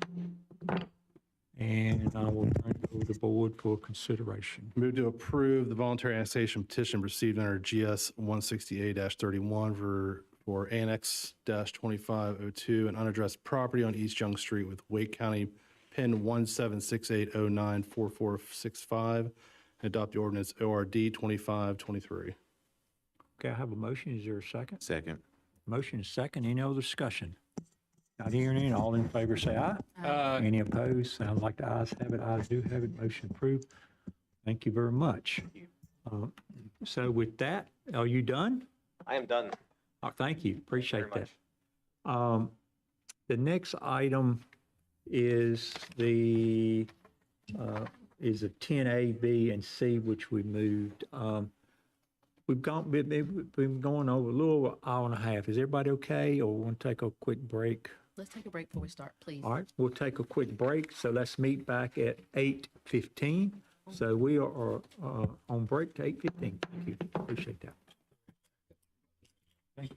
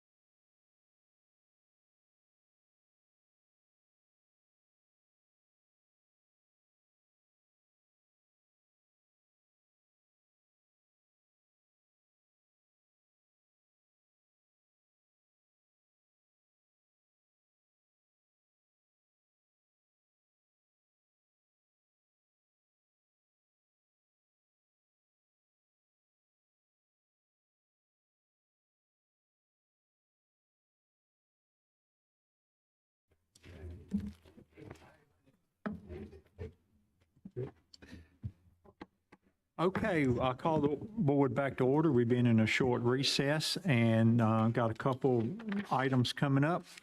We're going to item to select Samet as best qualified construction manager at risk.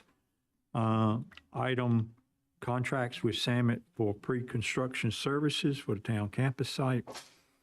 And contracts with ADW Architects for engineering design services for police station and main fire station projects. So with that, I will turn it over to. I think we are waiting on the manager to return. All right, so who? And I saw the assistant manager run out of here looking like he was going to go Come get on him. up, start it off. Yeah. So just come on up and give us an update on where you, with the things. Good afternoon, Mr. Mayor and Commissioners. Let me introduce myself. This is my first time talking in front of you. My name is Berhat Baselius, and I'm the Town Capital Project Manager. Before we give an update on the police department and main fire station, I give you short notes about the project itself.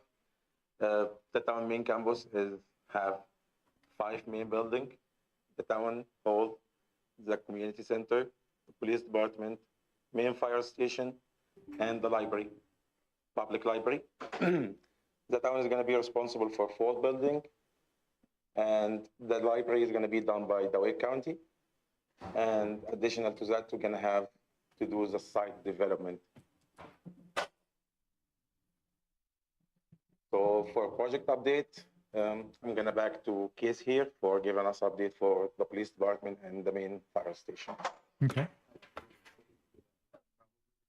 Thank you. Hello, everybody. Hey, sir. Good to see you again. Good to see you. Excited to share a lot of exciting information. Just go. Yep.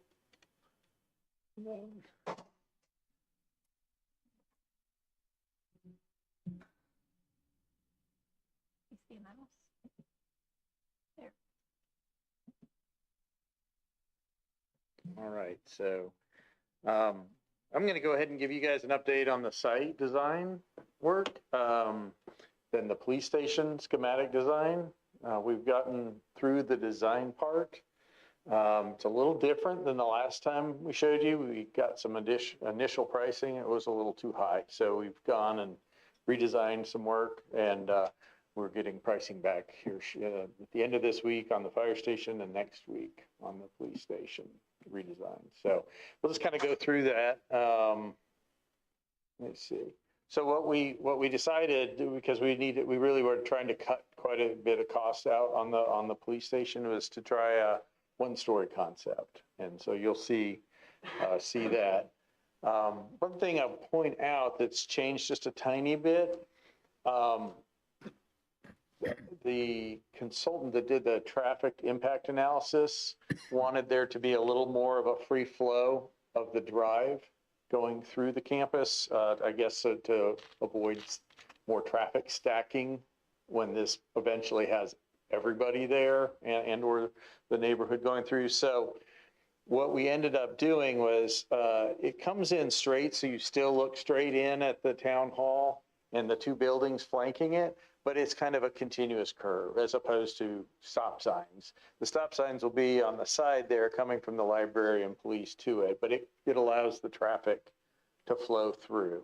But you'll still have that experience of kind of seeing the town hall centered with the 2 buildings flanking it the way it was originally. They just wanted there to be less impediments to the traffic flow. So that's an important thing to point out. Yeah, it looks a little different because I think the entry was just 1 lane at one time, wasn't it? It was divided, and it kind of came to a more like a T or a Y. I guess it was kind of a Y, where the one Y went off towards the library and police, and the other one the rest of the way. But they wanted that to not be a stopping point there, really. So this achieved the same kind of experience without the traffic stopping kind of there. I think they were worried it could back up onto the highway. So, but I wanted to point that out. That's definitely a little different there, like you're saying. But we think it's a good compromise, and that it still keeps that same experience, kind of a formal experience as you first pull in. won't go into a whole lot of detail, but we had done all the programming and space needs and done it. We had a 2-story version. It just really came in a little bit, quite a bit higher than we were expecting. Some of that may be tariff, some of that's the market. Some of it's that it was a smaller 2-story building, and I think it was skewing things a little bit. So this was our best chance. Well, we could try to pare down the 2-story, and we did some options showing that. We think going 1-story is probably the way to move the needle on the cost the most. So this still has everything that the police were looking for. It still has some built-in future expansion in this plan. And then in the back, there's still room to expand the building in the future. Not quite as much as you would if you did a 2-story expansion, but it would be a lot less expensive to expand it in the future too this way. Show on the site plan where that's at. So you see the light blue would be where the expansion areas would be. Okay. Plus we have some inside. One thing that happened that's good when you go to 1-story is you eliminate all the stair square footage, the elevator square footage, extra janitor's closet, and extra electrical room. Circulation is, it's not doubled, but it's less efficient. So it brought the square footage down, which really should move the needle on the pricing. So we're hoping that we'll take care of that. We also we're setting up a bunch of alternates, and we can assess what should be in the very base project and then what would be we'd like to have things. And we'll design those all the way through and price them at the end, so you guys would have the option to accept those or not, at the end. So each building have a generator, or is it a site generator? No, they'd be separate generators, yeah. Separate generators. Yeah. That future expansion, is that all 1-story as well? Yes, it is. And it could go into the parking lot. It's just shown to the sidewalk at this point, so it could be bigger. But we were able to build in a little bit of additional expansion space in there. So that's the easy expansion because it's already in there. And then in each of the areas, there's a little bit in each of the different like group areas. So there was already some in that program. So the goal would be that by the time it's built, it's not, already needing to be expanded. So Assuming that in cutting down the space and going from 2-story to 1, we lost some of the things that we want, but we got everything we need, right? We didn't lose anything except the stairs and elevator. Oh, okay. What you sort of lost is the compactness on the site, to where in the future, if you ever needed a lot more, it'd be harder to take up more of the parking space to do it. So we think it's a good plan. The chief and I chatted a bit, and this is greatly improving the situation, plus room for future. Plus then on the site, we've got room to do some expanding. What's the square footage you ended up with? We're at, let's see, this is 14,885 square feet. We were at around 17 with the 2-story. But again, most of that just came out of the stairs, the elevator, the extra circulation, extra janitors, you kind of double up on a lot of things there that you don't need to have in a 1-story. Keith, is there a holding cell in there still? No, they don't have, they have interview rooms. So you have to have a special classification to have it there's not a jail cell, so to speak, in these. So it's a little different with the laws. The chief could probably talk a little more about it, but it triggers a lot of things. I take them to detention center. Yeah. But they do have good interview spaces, and those are secure, and they have a sally port. So they can pull in there, that'll be secure, they'll be fenced in, so that's secure. Totally better than the current situation on that front. It'll be good. So this is, it was interesting because we had worked on the design of the fire station as a 1-story, and so then it kind of led, when we got the numbers back on the 2-story of this, to how this one might then want to sort of have some common threads. So you'll see both tonight, but still having a very identifiable entry. The entry drive into the property is on the right in that image. And so it's got a very easy to identify entrance component there. still trying to have a little bit of that park-like feel. We're going to have more of that on the rest of the site, but a nice welcoming entrance area there. Nice signage as you're coming in. This is a view kind of almost beside the curving entry road. So sort of standing on the sidewalk there looking at it. And that's looking from kind of over by the fire station, looking across the entry road at it, if you will. And then this is out from the highway looking at it. This again, sort of looking at it from the highway, across the highway looking at it. So even though it's one story, it still has a nice scale, I think. And then the entry's, a little more of a civic scale, kind of Took a lot larger of the entry. awning stuff out.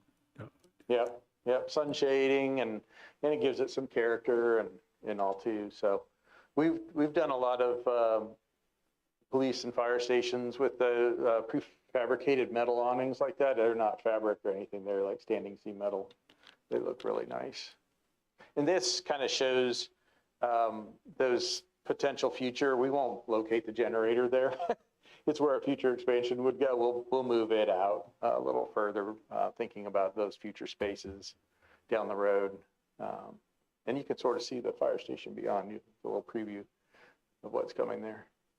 But here's a better view, kind of giving you an idea how that all sits on that site. And again, that, you sort of have three front facades on this, because one is facing Town Hall, which we're sort of looking from Town Hall being beneath us, and then looking across from the entry drive, and then of course from the highway. So we've tried to simplify the design on the backside, that is not so prevalent, but try to have those other sites developed.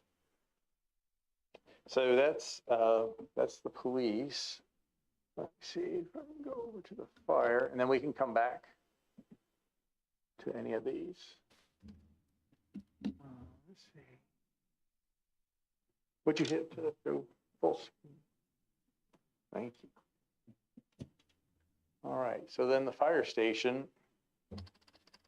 Again, you see the curved entry drive, and obviously down below is the fire station. And we worked really hard with the fire department to try to right size this. It had been a lot bigger to start with. It's still a big building, but we've got it down to $19,796 for the base bid. There's a alternate for a mezzanine above the side area on the right. That would be a really good thing to have if we can afford it, but we'll be getting prices on all that coming up. But it's 4 double deep bays, and then there's a covered area on the right side. Over here, there's a little roof area. It's open air, but it's roofed over here, so they can put some of their trailers and some other vehicles there, as opposed to inside the bay, instead of having a 5th bay. So that was where one of the big areas we were able to save in square footage. But they're very happy with this layout. It does have the larger training room, and that would be something that the police would be able to share. They could come over here. It's kind of separated. If you look, the entry lobby with the antique truck is here, and then there's a hallway that heads back this way. So you would have access for whether it was potential community meeting or whether the police training needed it. It could be get scheduled and whatnot, in addition to just fire station training. So they have a, I would say maybe a medium-sized training conference space in their building, but not a really big one. And then this one would be the bigger one, that they could share that. So, and so then this is looking again at the entry drive, maybe sort of closer to the police side, looking back the other way. And so they have sort of similar entry elements, a little bit larger civic scale, but this one would have the antique truck in there. So we would try to highlight that and make that as visible as we could possibly do. And at night it'd be lit up. It'll be really cool to see as you're coming in, I think. Yeah, it's actually got on the front entry a sectional door that would open so you can pull it in and out for parades or something like that. Give you a little more idea. Again, they've got their signage and seal as you're coming in. So on both sides, you've got police and then fire, similar languages, similar materials. And again, sort of trying to have a nicer kind of plaza out front, welcoming as you're coming in. And that's the side looking from the police station is right behind you now, looking across the other way. And then the bays, this has the bifold doors on the front, and then we have a little less expensive doors on the back side, but this would be for the quick turnout. And these doors are built like tanks. They last forever. So they're low maintenance compared to the sectional doors that some fire stations have. But a little extra natural light in there from the windows above. This is from the corner in the highway, sort of at the main entry point. Again, that's sort of the residential area. The training area would be, these are windows actually into the big training room. And then over here is actually where the residential bedrooms were. And we'll have like sound treated windows there, so that'll help keep traffic noise down. Again, there's the main entry, looking at that corner there as you're coming in. Then the highway views from across the. On the doors, the traditional doors is arched. Fire doors are arched. We had done some options with that, and they actually preferred this one. And I think they liked the natural light coming in above. Yeah, we had done a couple options on both buildings, and so yeah. This is what they chose. Yeah, this is what they chose, and I think it sort of tied the languages of the buildings together more. The red doors scream fire station, so, but arches do too. The one thing about the arches is it makes the building go way more traditional. So trying to keep that language, it's sort of transitional, thinking about the town hall down the road too, this one kind of maybe provided a more flexible language there. So that was kind of in the calculus too. We did both. But this is what they chose. Yeah, originally, they had told us arches, and that's what we had shown, one with and one without, and then they ended up choosing this. So that was interesting. And then on the back side, it is very visible. We don't have the bifold doors there, but we still kept some signage there, and it still has an attractive appearance. You'll see this as you're coming to the intersection. Very visible on that back side. So. Square foot of that building? It was like 19, it was just under 20, and then we had a mezzanine that was an alternate for another 1,100 square feet. That's counting the bays too? Yeah, that counts everything, except for the outdoor covered space. You're not counting that? Yeah, that doesn't count in that square footage. And you can sort of see the edge of that over here. Mm-hmm. Yeah. And we have things like that screen wall around all that.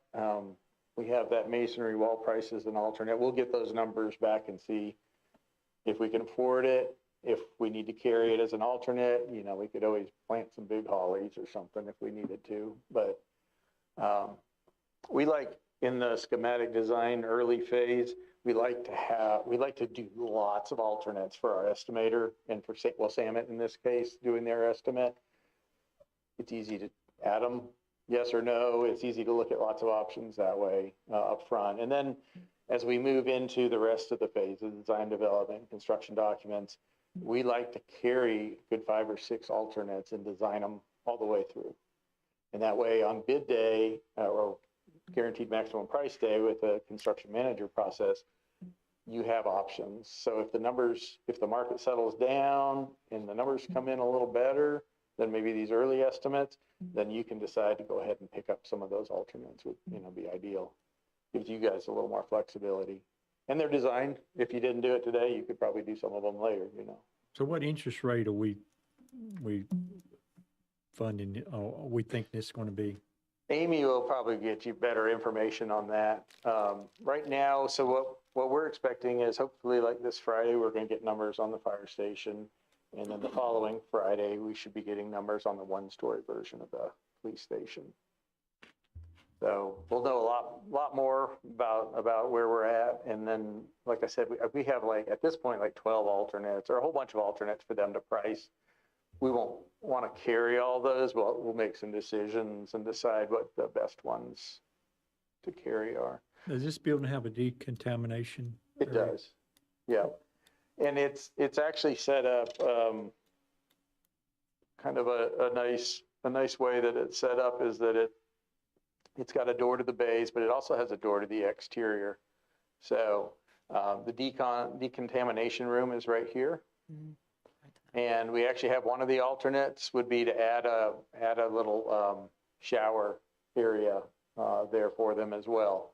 We call it the bed bug shower. So that probably will be a not too expensive alternate.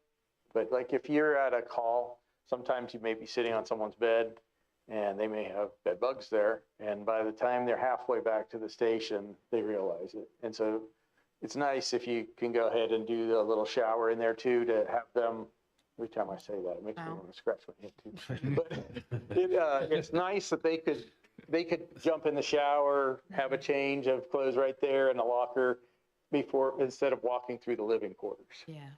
And so you just don't always even, they decontaminate what they can, especially like at a fire on site, but there's always a little more to do, or some of the equipment needs to be cleaned up, stuff like that. So yeah, so it does have a good decon room in it. And we do a little bit extra with that. So we'll have vehicle exhaust system in here for carcinogens to capture that. We also do vestibules, and those serve a couple benefits. One, fire stations are notoriously difficult to control humidity because they have the bay doors open a lot. In our hot, humid summers, it's like Swiss cheese, every door that goes into the living quarters. And so it likes to fight humidity. It's a challenge. So the vestibules are good from a mechanical standpoint, but they're also good, like we have like a scrubbing carpet tile we put in there, like you'd have at a grocery store sometimes in the vestibule area, to clean off your feet before you go further into the living area. So they kind of consider a decontamination now, like the bays is a red zone, and then the vestibules is an orange zone, and then a green zone where you're living. So thinking about cancer and things like that, it's become a big deal in fire station design. So little things, there's only so much we can do as architects, but those are little things that we make sure we do. But it definitely helps with the mechanical system too. You know, you think about an office building and you walk in one vestibule and there's no more exterior doors except exits from a stair or something. So the mechanical is easier to control in that kind of building. Where is the kitchen area at on that side? So that was something we worked on. We did about three different versions of the plan for them. They wanted it here so that it would be a little closer to this multi-purpose training room. Mm-hmm. So it'd be easier to serve if they had a meal in there, or, you know, it provided basically a kitchen nearby. It's still great turnout time. They just go straight out there. Same thing with the day room here. They wanted that slightly divided as opposed to a fully open concept. But they do have capacity for quite a few people in here too. And again, they have great turnout time. There's no door on either of those, so they go straight out into the bays. Office areas up front, again, near the entry, you know, little window in the admin office there. Again, the bathrooms are open to the lobby and or if somebody else is using this training room. So it really does become potentially a good multi-purpose training space there, for sure. But it was a challenge fitting all of their vehicles they have and that they are planning to have here in and getting the balance with what's outside undercover there. And we think we struck a good savings there, because I think we were up over around 25,000 square feet and we're under 20 now. So that saved, obviously, is going to save a lot of money. We'll know more on Friday, but yeah.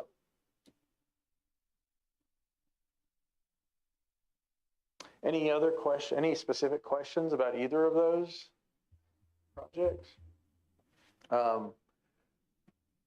Councilman Alston, we were talking a little bit about the memorial. So we have it in the master plan, and the site development is going to have this nice paved trail that would be, ADA accessible, going right by it. And what we're planning to do with the utilities is run a tap for water. If there was a water feature to it, you'd be able to not have to pay for a tap later.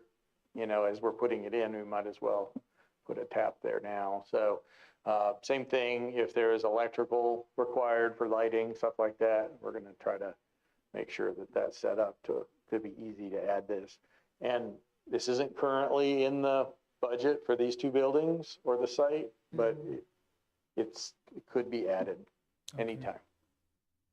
That'd be good, because I'm thinking of future for, in addition, 9/11 memorial for our first responders. Yeah. Especially tapping into that water feature. And it doesn't have to be round. I mean, it'd be whatever when we design it, but the thought there was sort of, it was in that central area and just enough private that it wasn't like right where the traffic's going by and stuff like that. So it seemed like a good contemplative place to go. I do got a question for you about the site infrastructure budget. In the packet I'm reading, it's around $8 million. But do you see any risk that the site costs could escalate and compromise the budget for the fire and the police? So the site, so far we have priced the schematic design on the site and then the design development, the second phase. So it's further along and it's in the construction document phase now, kind of finishing design. So far that number is pretty close to those master plan numbers. Yes, sir. The police, as I said, the two-story came in higher than that number. So that's why we went back and redesigned on that one. And also it shaped a little bit of how we designed on the fire station as well. So what Sam was telling us is that the building numbers and steel were probably triggering a lot of the market inflation costs, where the site didn't have as much of that going on. Okay. During COVID, the site numbers went high, the building numbers went, it was all over the place, and it was really unpredictable. They had trouble getting Portland cement for concrete pipe underground. I mean, crazy things. But yeah, so right now, their estimates will have contingencies in them, and the site numbers have contingencies. Okay. Samet's been carrying some. But as they get closer to that GMP, guaranteed maximum price for you guys, that contingency will creep down. Okay. Yeah. So I think the fact that it's kind of held, the first number they came back with was under our number, and then the second one came back about where that number was. Thank you. Yeah. Any other questions? But we're excited to hopefully keep going on these two buildings, and the site is continuing to roll on, and the annexation was part of that today, and yeah. So are you still working on the site design? The site construction drawings at this point. So that one, you guys had approved going all the way through the whole drawing phase and everything. So it's mostly our civil engineer, although we've been staying pretty involved just because, it was our kind of master planning working with them. But yeah, they're starting to make submittals actually. Yeah, Michael. Yeah. So, and team. There's a long review process with all the site stuff, including DOT and a lot of players. So the street realignment is the only real change? That's the only real change. And I don't know how much we've shown you of the back half of the site, but they have great trails and just really simple but nice landscaping there. It'll be a really nice park amenity the way they've got it designed.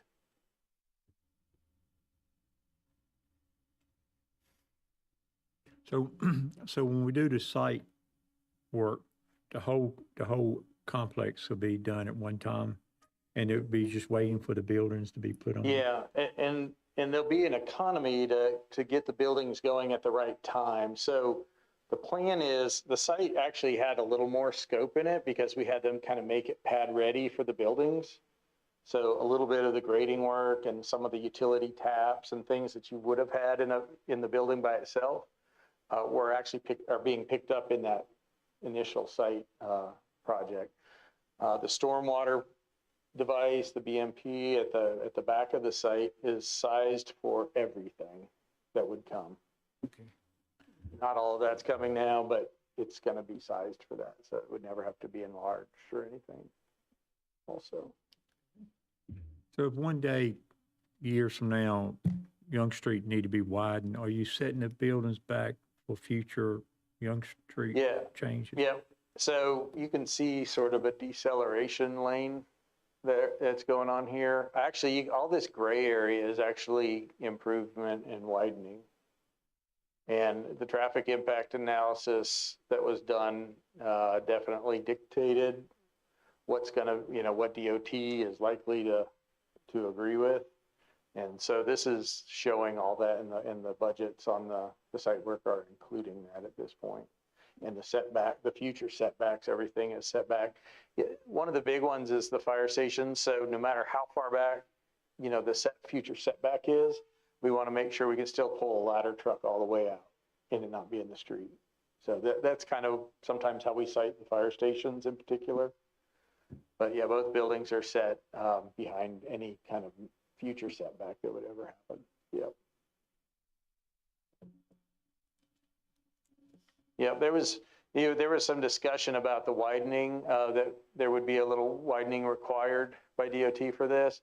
And the company that did the TIA had an idea of possibly doing a traffic circle here. We knew we had originally had a traffic circle here in the fire department. It just didn't work for them very well at all. So we didn't think that made any sense. So we suggested, let's take it out of our side of the road and widen this way. And you guys had just finished sidewalk project over here. So we didn't think that made sense to try to go both ways, and then you'd have other people involved and stuff too. So this made sense, and it all works out really quite nicely, I think.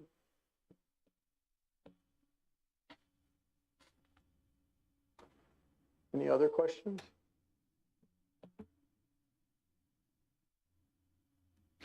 Any questions from the board?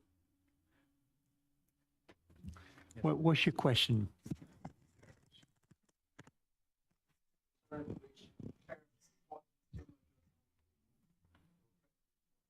Yeah, so Samet is doing the construction manager is doing the estimating at this point, and they're accounting for that in their estimates. So that was part of the police station being high at first with the 2-story. Being a 1-story is going to be our best bet to get that back down to what we're looking towards for. Yeah. Yeah, it's a nice looking building, even though it's 1-story. So. Yeah, I think it has a really nice presence off the highway Yeah. as you come in. I think you'll get a better view of the town hall behind it with 1-story than 2-story blocking it. So. Yeah. Yep. So it works out pretty good, I think. Any questions? Anything? So Eric, what's the next thing you want to talk about? Samet or anything, or yeah? Who's going to talk about that? Thank you all. I'll be here if there's any questions. Okay. Thank you.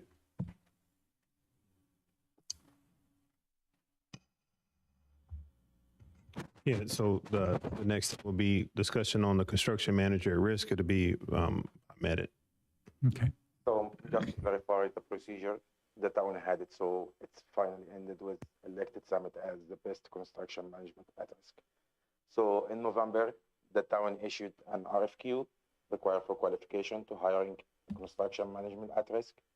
And we received 5 responses from 5 different firms. We have a committee including the town manager, finance director, and me as a capital project manager as a voted. And also we have our architect, EDW, but not authorized voted, just for consultant. We review all the 5 responses and we shortlist this people to 3 firms. And we interview all of the 3 firms on December. And on the same committee and also including EDW without authorizing voice. And as per the team size and the same and previous experience with the same and size of our project, we ended with Summit as our selected construction at management. And we asking the commissioners and the board for give us authorization to go and contracting with them. Describe best qualified. What do you mean by that? So for the team size and the availability for this team to working with us, Summit have the maximum size of team, like engineering, site supervisors, technician, different types of engineering firms. Also, they have the most experience, same size of the project and in the area, and same type as at town campus. Do we know anything about their past performance? I mean, do they complete projects on time and Yes. cost? And, you know, do we? This was including in their proposal we received for the RFQ. Yeah. Is there any incentives for them to complete on time or any Liquidated damages. penalties? Any penalties for delaying, anything like that? Yeah. Sorry. This is gonna be after reviewing it with the town attorney for the contract. I think this stuff is gonna be including in the contract with them. So it's the R in the CMAR, so the risk. And so on the onset of the project, you hired a construction manager, and they, for lack of better words, guarantee the project will be delivered by a certain date and at a certain price. And that is the essence of construction manager at risk, because they are more involved in the process from the beginning. We're just going to be a prime firm. You go through and you pre-audit and you pre-authorize and assess every single subcontractor that's doing work, so that you make sure not just you get the best product at a macro level, but at a micro level too. And so that's the reason why we are involving them on schematic design even this early. And so that their takeoffs and their quantities will be able to assess those things in real time. Conversations about tariffs and the cost of different things that go into the building or why we're able to say we need to decrease the square footage of the building and look at a smaller building to make sure we stay inside of. That came through conversations with them as well. We need to stay inside of that price range because we're limited to the amount of money we've set forth through our capital improvement project plan for the cost of the buildings. And so the cost is the limiting factor in this one. And so that's kind of answer the question about the risk part. And then also during the big part of the evaluation process was experience with the similar size of the building, experience with companies that operate in the same way that ADW does as an architectural firm, also change orders and things of that nature that contribute to the float and increase of project costs were things that went into our scoring sheet or scoring and assessment of them. That in addition to ongoing conversations and also reaching out to the references that were in each one of their submittals within neighboring communities. And we may have copies of those still around that we can circulate for you all to see, Sammets, to be able to see that. One thing that we were focusing on when it came down to project team size and experiences, making sure that the experience is there, but also targeting a firm that will be able to prioritize the work that we're asking them to do for us. So since this is a multi-year, multi-building project, and so getting the quality and experience, but at the same time, targeting a firm that we won't end up being one of many projects and having limited capacity that is committed to us as far as a project team. And so they'll have the biggest direct project team committed to the work on our project as well. They've been very, very engaged on all of the meetings that we've had since and they've been working even prior to the execution of contract to be present in our project meetings with ADW and staff to ensure, and even meeting with, Chief, when we went through schematic design on both the fire station and police station, and also the site development, them being three different things. And so they've been showing up and going above and beyond in ways that we've learned from prior projects and ongoing projects to ensure that we're being as critical as possible for that selection. So is it a not to exceed, or do they have the option of change orders as well? Contract overall. Yeah, he can. Mm-hmm. Yeah. So this is just, at this point, is just the pre-construction contract. Okay, just, okay. So you guys will have, they'll get to a guaranteed maximum price, at which point then you could amend their contract at that. Okay. So at this point, it's just the upfront estimating and scheduling and making sure, getting subcontractors qualified, all that. Okay, thank you. Yep. So Keith, do you know these people? Oh, yeah. You worked with them before? Yes. Yeah, they're top shelf. You had 5 very top shelf groups, to be quite honest, that submitted, but they were the perfect choice for this because they do a lot of big site development projects as well as public safety projects and town halls and all the same kind of projects. So we're doing a very large fire and EMS project with them in Durham in a similar construction manager role. They did a construction manager fire station we did in Holly Springs that was finished just recently. Their Raleigh office has been great to work with. Their Charlotte offices, we've done work with them too, but yeah.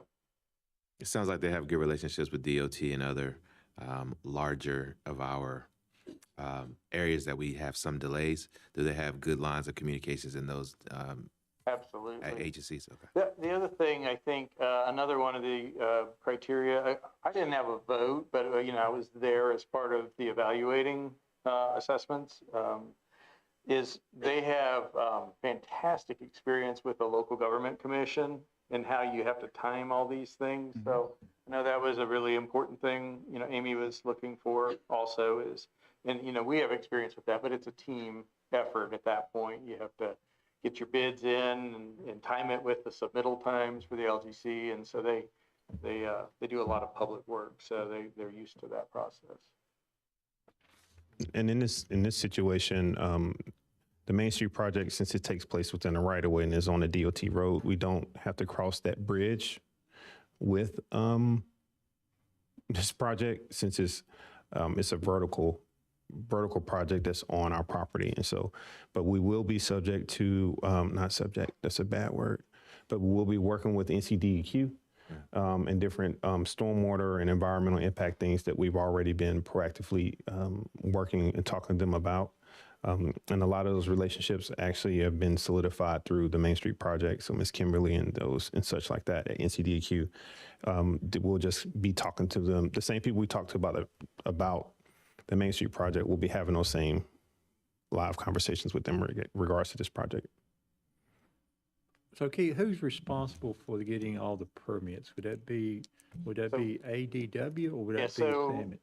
So it would be the design team. So on the site package is the first one to go. It's separate from the buildings. That would mostly be our civil engineer. We won't really have a submittal on that. If we move the monument sign into the site package, we'd design that and submit that. But that probably will go with one of the buildings so it doesn't get wrecked, so to speak, during construction, is what we were thinking. So the designers will, and then on the buildings, we'll be submitting all that, and our civil engineers will do all the additional site reviews that go with that. But most of the site reviews are going to be kind of done with the overall master site work. They will obviously be paying for the permits and picking them up, as the contractor. But yeah, as a construction manager at risk, they don't really self-perform work, but they manage all of the contracts and everything. They'll be very good at that. And Eric mentioned it, pre-qualifying the subcontractors is so valuable, and you can't do that except through the construction manager at risk or design build type processes.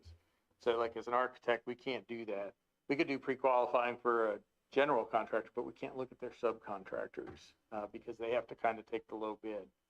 So this is a way to really ensure you get top level subcontractors that are going to follow through and get the job done. So we haven't got any permits yet. No, but the civil engineer, CLH, you've seen them at some of maybe the master or earlier meetings. They have submitted to Michael the first big site permitting process, get the process going. And I think the annexation today came out of those discussions, and then I think it'll be ended up being subdivided some more, so there's more probably coming your way ahead here. But yeah, that's sort of already getting started on the site. The durations on some of the site reviews are really long in DOT, and some of that can be extremely long. Yeah. That was one of my questions with DOT. Could we get proactive with with creating that turning lane so that way it would mitigate the traffic that's still. Oh, yeah. Yeah. And it ventures into our property, and so we don't have to worry about acquiring frontage and all those different things since we're the property owner and project owner. Yep. Okay. Yep. That was the decision. It made a lot more sense to move it this way. So we strategically did not go east. We came into our property and just realigned for that to avoid that. And the firm that did the traffic impact analysis is, making the recommendations that DOT will be looking for. So that submittal will get going here shortly too.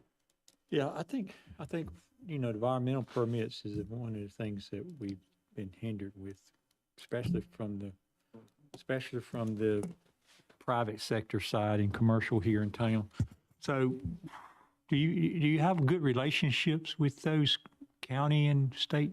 Oh yeah, CLH, our civil engineer, they're all over it. So they've already been meeting with people and getting everything together for submitting as early as they can on all the site things. Yep. Site permitting is typically the thing that drives the schedule the most.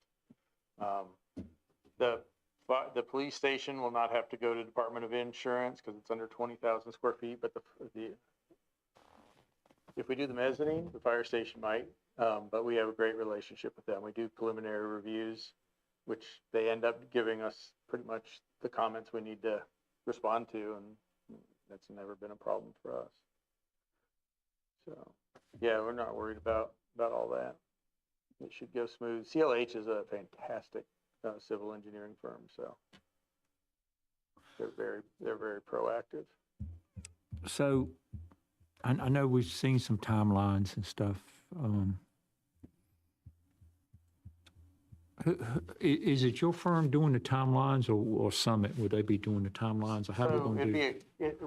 We'd work as a team. So Summit would come up with the construction durations and like when to start the buildings. The site work will need to get a certain amount done before they would make sense to start the building. So the good thing is that the stormwater will be going, the utilities will be going, they'll be getting the pad ready with the early site work, and then we're gonna have our durations, but we need to do our detailed schedules, assuming that we're approved to keep going for both of the buildings and the durations that we need to get all that done and get the quality control right. So then we'll work with Summit, and they'll do a master schedule for the site, both buildings, the timing to start the buildings versus the site. They'll take over the master schedule, but they'll look at our durations that we need and our permitting times that we're estimating, all that. So it really, it works like you had a graphic, I think, of a three-legged stool.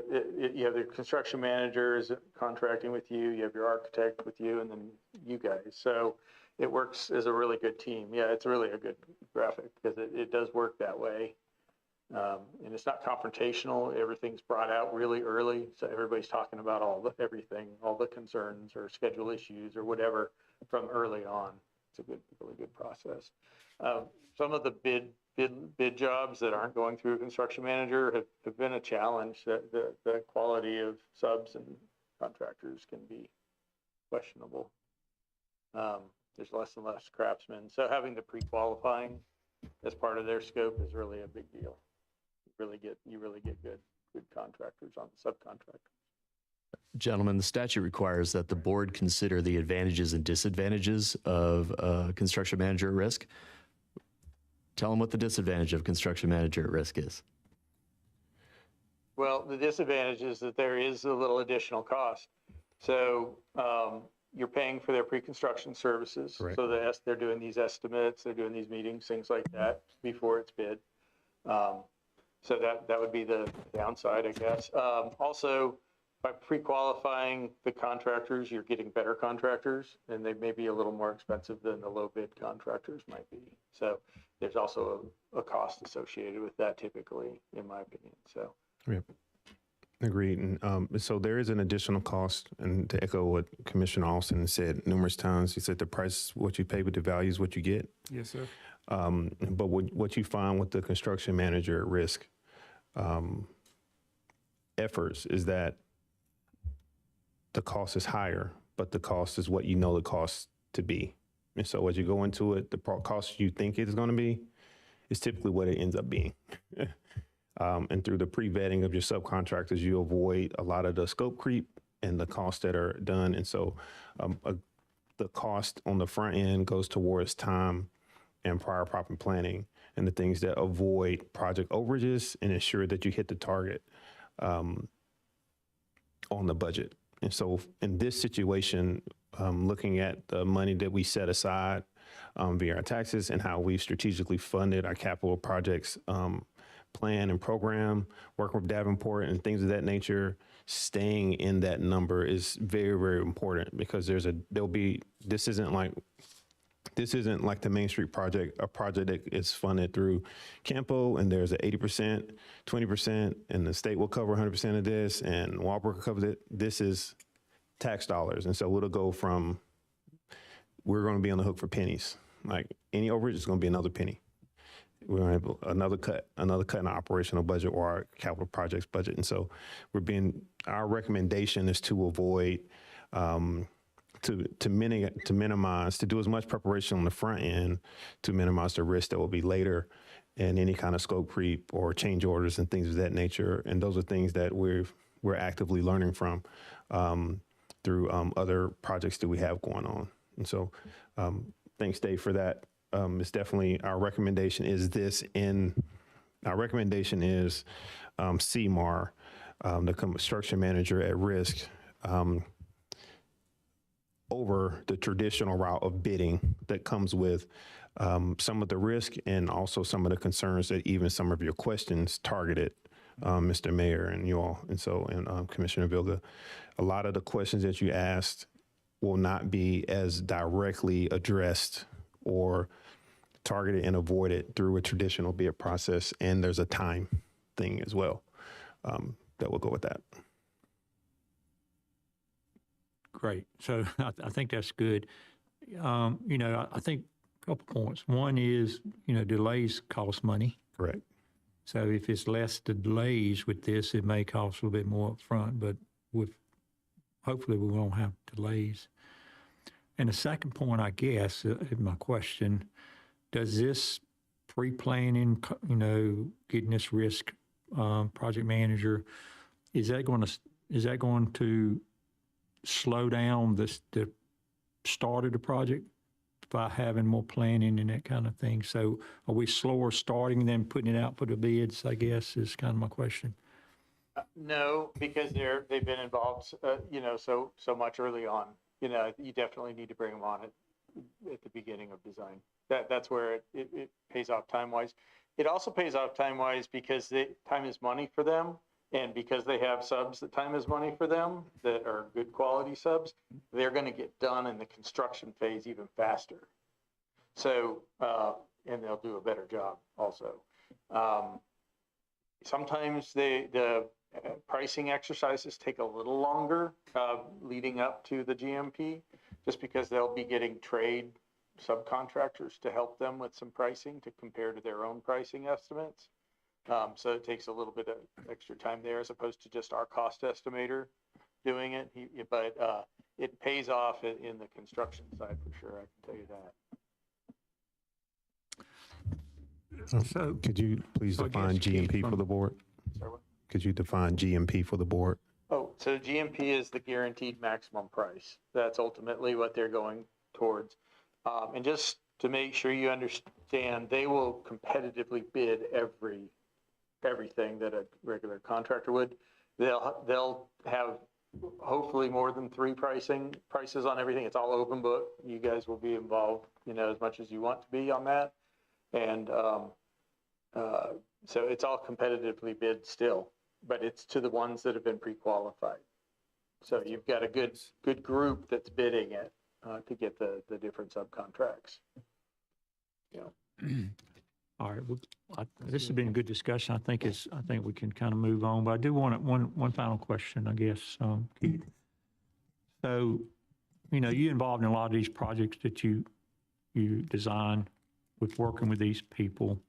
Do you work most with just a construction manager, or you work mostly with this construction manager at risk type concept? So I would say that 10 years ago, almost everything was bid, just design, bid, build, so low bidder basically. And I would say over the last 10 years, it's shifting to where the majority of big projects like yours are moving towards construction manager risk. We have some that will do design build or work as a team with a contractor. We were very selective on who we'll do that with. There's only a few firms we do that with. Samet is one of them, actually. But yeah, construction manager at risk is trending very high right now. We do most of Wake County's public safety projects, and they have bid most of them. But I'll tell you, the headaches that have come out of some of those projects have made them start to do some construction manager at risk. And so we have one in Zebulon right now that's construction manager at risk. It's about to start construction with the county and the town. It just, I think the market and COVID things have changed a little bit, and so it's made it a little harder for the bid process to be as smooth. Yep. Okay, board, final chance. Anything you want to ask or say? I guess, Eric, are you looking for consideration tonight? Yes, and so we'll bring 3 different ones to you. And Amy will do a financial portion, and so it'll be 3 different actions that we'll be asking from you at one time. That's your job. Yeah, and I'll add to that. Construction management at risk is something that he mentioned that's trending. All the managers that are building right now are looking at this because due to the pressures that exist right now within the construction industry, and also the constraints we're seeing as far as the availability of funding and the need to spend what you have sooner than later, and being very intentional on how you're stewarding those tax dollars. This is the alternative that has emerged that once saw was more heavily utilized in like the private sector, that we're really, as local government entities, are taking on to being, we have to move this route to make sure we're getting the best product and that we're not getting taken advantage of and being at the mercy of the many subcontractors that go into a vertical building. And some of you have probably built things before. Y'all know that it's a lot more trades than just moving dirt. And so, yeah, I just want to emphasize that, and we'll transition to the debt financing piece. All right. Good evening, Mayor, Commissioners. One of the components for the town campus project that will determine its success is being able to pay for it. So want to give you all a brief update on where we are looking at financing this project or projects. We recently had a conversation with local government commission staff, so not actually the commission, but the staff that supports it. We did so in conjunction with our financial advisors, Davenport and Associates. So if you remember Mitch Bergoglio, Ted Cole, and been working with them for many years. They were on the call as well, helped us through the presentation with them. One of the things that we talked about in this presentation with the LGC staff was to emphasize the long-term planning that's gone into these projects, both from the projects themselves as well as the financing plan for them. So in my years here, I've been able to go back. I think it's been at least 15, I'm kind of looking at you, Mayor, 15 or more years that there has been some serious conversations about creating a town campus with the town hall, police station, et cetera. So these are needs that have been long identified in the community. We emphasize that. And then on the financial side, we have been working for several years to put together as Rolesville has grown, the capital improvement plan used to be a police car and some new Christmas lights on Main Street, to where we have evolved now to, multi-million-dollar large capital projects. And so to go along with that, we have enlisted the aid of those financial advisors to help us create, determining your priorities and the community's priorities, and creating a very fundable plan and how to pay for that, which is here. We've been working on this for many years, and so here we are. This is that 5-year capital improvement plan. Your priorities for the current fiscal year are just what we've been talking about, these 3 projects at the town campus site, the site development, the police station, and the main fire station, as well as the farm activation is one of those that went into our financing plan.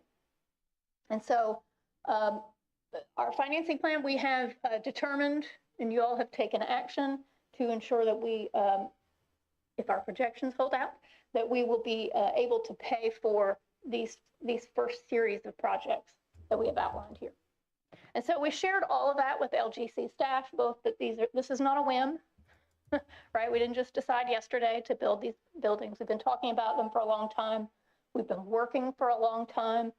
We've created that capital savings fund many years ago to help take a portion of the town's annual revenue stream and sort of siphon some of it off to go in towards capital projects, so that when some of these debt payments come due, it's not an onerous burden on the operating budget. We've been planning for it. We've created a nice little fund balance that we can use to pay for some of the upfront costs that we can reimburse ourselves for later.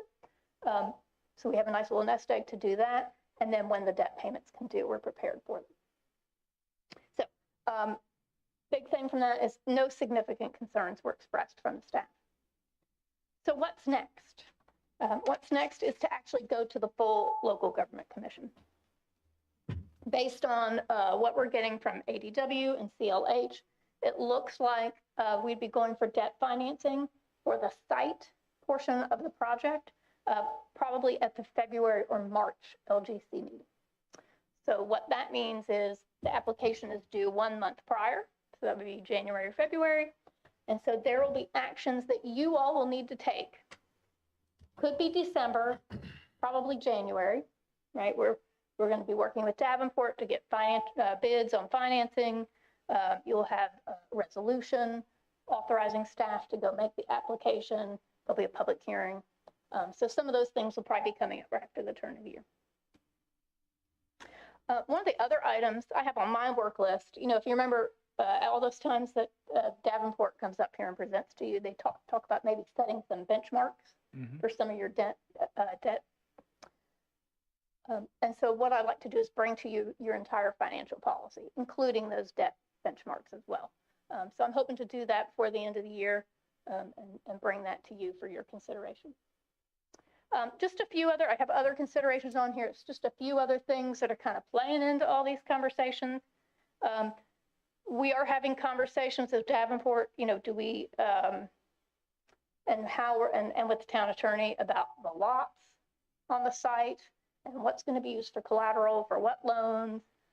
So there's some considerations that we're going to have to go through as we get ready for that. They're looking at whether we do installment finance or limited obligation bonds. I will let our friends at Davenport come in and explain that to you. We're all learning as we go along. And then one final wrinkle I do want to mention is that site has an existing lien on it from when we purchased the land. And so that's going to have to be disposed of as we go through this as well. So just something to keep in mind. But that's it from the financial side. If y'all have questions. How much is that lien that's already on the land? See if I can test my memory here. I have a number in my head, whether it's right or not.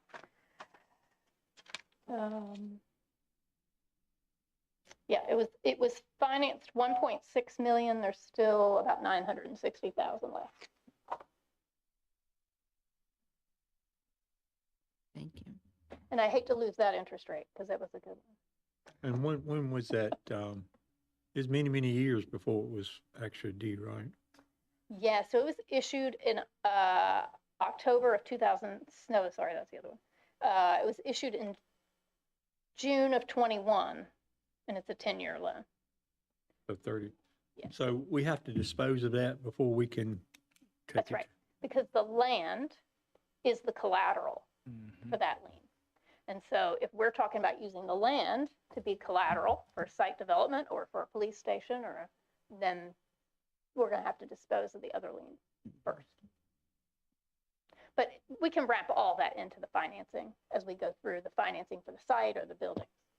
So only one lot we had to finance then? I would have to go back to all the documents, but I believe it's the big lot on that site is the one that the lien is on. Two smaller ones. Yeah. Yeah. So anyway, just wanted to give you all a little Have preview. similar problem with the farm? So the farm only has a few more payments left, but if we get to that point where we're ready to issue some sort of debt issuance there before it gets paid off, we would have the same thing there. We have made sure as we've gone through and taken on the debt for these land, knowing that we might be developing them soon, we've made steps to make sure that there's no prepayment penalty on those. The farm will be paid off in September of 27. So at one point that seemed like a long way off. Okay, Amy, I got a question for you. You mentioned earlier about debt benchmark. Is that the reserve or the contingency funds that could be used in case this project exceed the projected amount? So the debt benchmarks were things like debt expenditures as a % of annual operating budget. Oh, okay. Another one they've always put up there is the amount of, was the debt payoff ratio, a 10-year debt payoff ratio, something like that. I can't remember their name for it, but it's like how much of your debt is paid off over the next 10 years. And then they have a third one, which escapes me at the moment. And they've recommended for each of those some ranges that we might want to set for those. Okay. That's Davenport, right? Yeah. Yeah. I remember that. All right. Like I said, just wanted to give you all a little preview because we'll be talking more in the coming months about financing. Thank you. Okay. All right. So I don't know who's going to handle the requested board action, but these are the motions that are being requested this evening.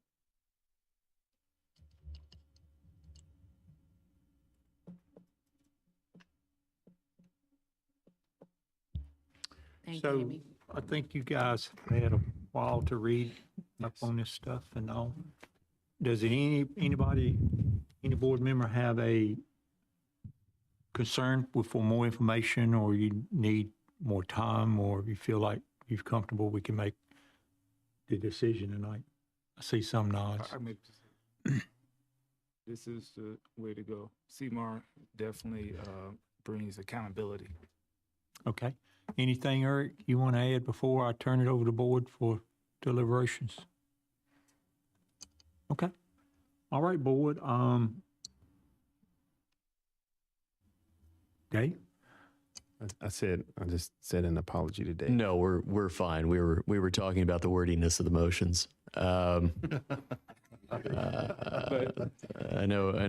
One of those things, we're trying to be thorough, and we should have just asked Dave to craft them up. So to be clear, or something. The first motion that you see there is required by the statute to select Samet, and then the plan is to break Samet's CMAR duties into pieces so that you're only authorizing to move forward with the pre-construction portion of that with regard to Samet at this time, and then that will presumably carry on. Drafts of those contracts were put in your package. Those are the drafts from Samet and from the architect. Those are not the drafts that have been reviewed and redlined by my construction law group. So those are not the ones that would be adopted, hopefully. But as staff and I were discussing this week, contract adoption is a give and take. At the end of the day, they will be pretty close to what you are seeing. My construction law group has worked with Mr. Samet and the Samet group many times over the years, and so they are known to each other, and their attorney is known to us as well. So the second motion is for approval to move forward with the negotiation and adoption of a contract, and that is being delegated to the manager to execute that upon review by the town attorney. And then finally, the same thing for ADW, so that you have a contract signed with them for this work. Thank you for clearing that up. Hopefully that's a little bit clearer. You don't have to say all those words, so We can adopt it. you can get close. Do we need to vote on them separately? You should vote on them separately, absolutely. All right, let's entertain the first one, which is designate Samet. Anybody want to discuss that one, or I will entertain a motion? I'll move to designate Samet as the best qualified firm for construction management at risk services for the town center site development, police station, and fire station projects consistent with NCGS 143-128.1. Do I have a second? Second. Did you get that? All right, we got a motion, second. Any further discussion? No, sir. Not hearing any. All in favor say aye. Aye. Any opposed?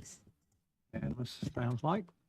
How about the second one? We want to move on that one, or any more Move to discussion? approve agreements with Samet for pre-construction services for the site development, police station, and main fire station projects, and authorize the town manager to negotiate and execute the agreements, subject to town attorney review.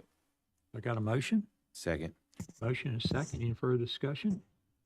Not hearing any. All in favor say aye. Aye. Any opposed, say no. Sound like the ayes have it. Ayes do. Thank you. And then the third one. I move to approve agreements with ADW Architects for architectural and engineering design services for the police station, main fire station, and authorize the town manager to negotiate and execute the agreements subject to town attorney review. All right, have a motion and a second. Any further discussion? Not hearing any. All in favor say aye. Aye. Any opposed? No. So the ayes do have it. Thank you. Thank you, board. So we can start breaking ground next week. Have a groundbreaking. Can't make that. I don't think we said that in our presentation. We should put that as a fourth motion then. Monday. I think the board is ready to move. So thank you very much. Thanks, staff and Keith. Keith, do you have another part here, or are you done? Okay. Thank you. Thank you.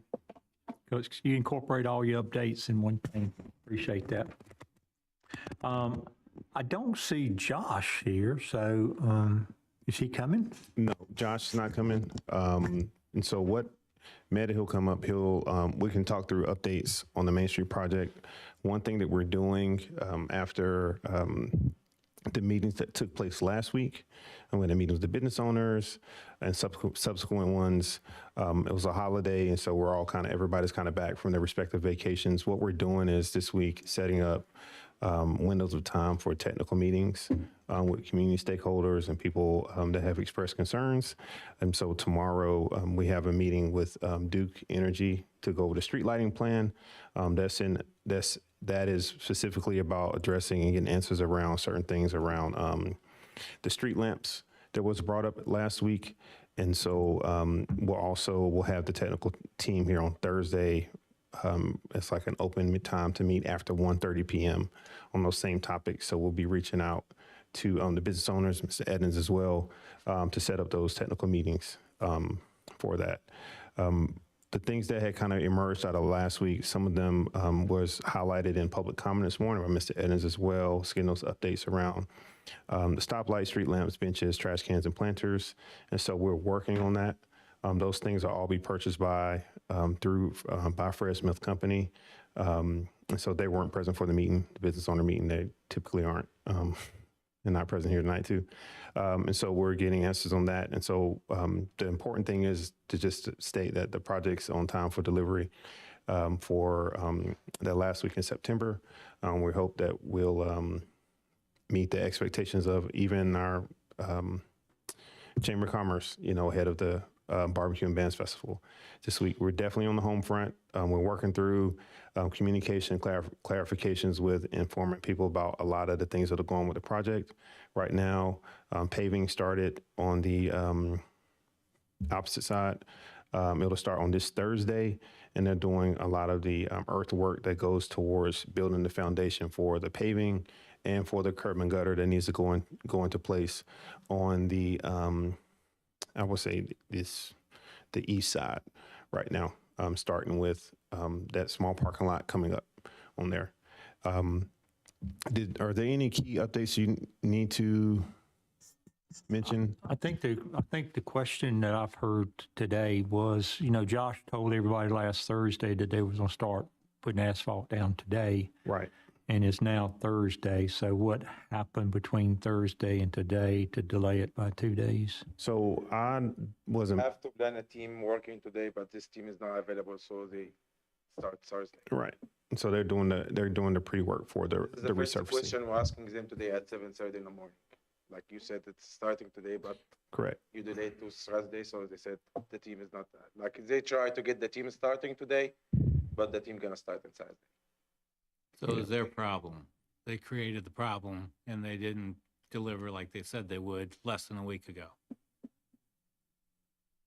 I mean, that's I not wasn't there for the acceptable. update last Thursday. Why? I mean, we're trying to get to the end of this thing. Right. And we have their people who told us, because the mayor and I were there and we heard it firsthand, that they were starting today.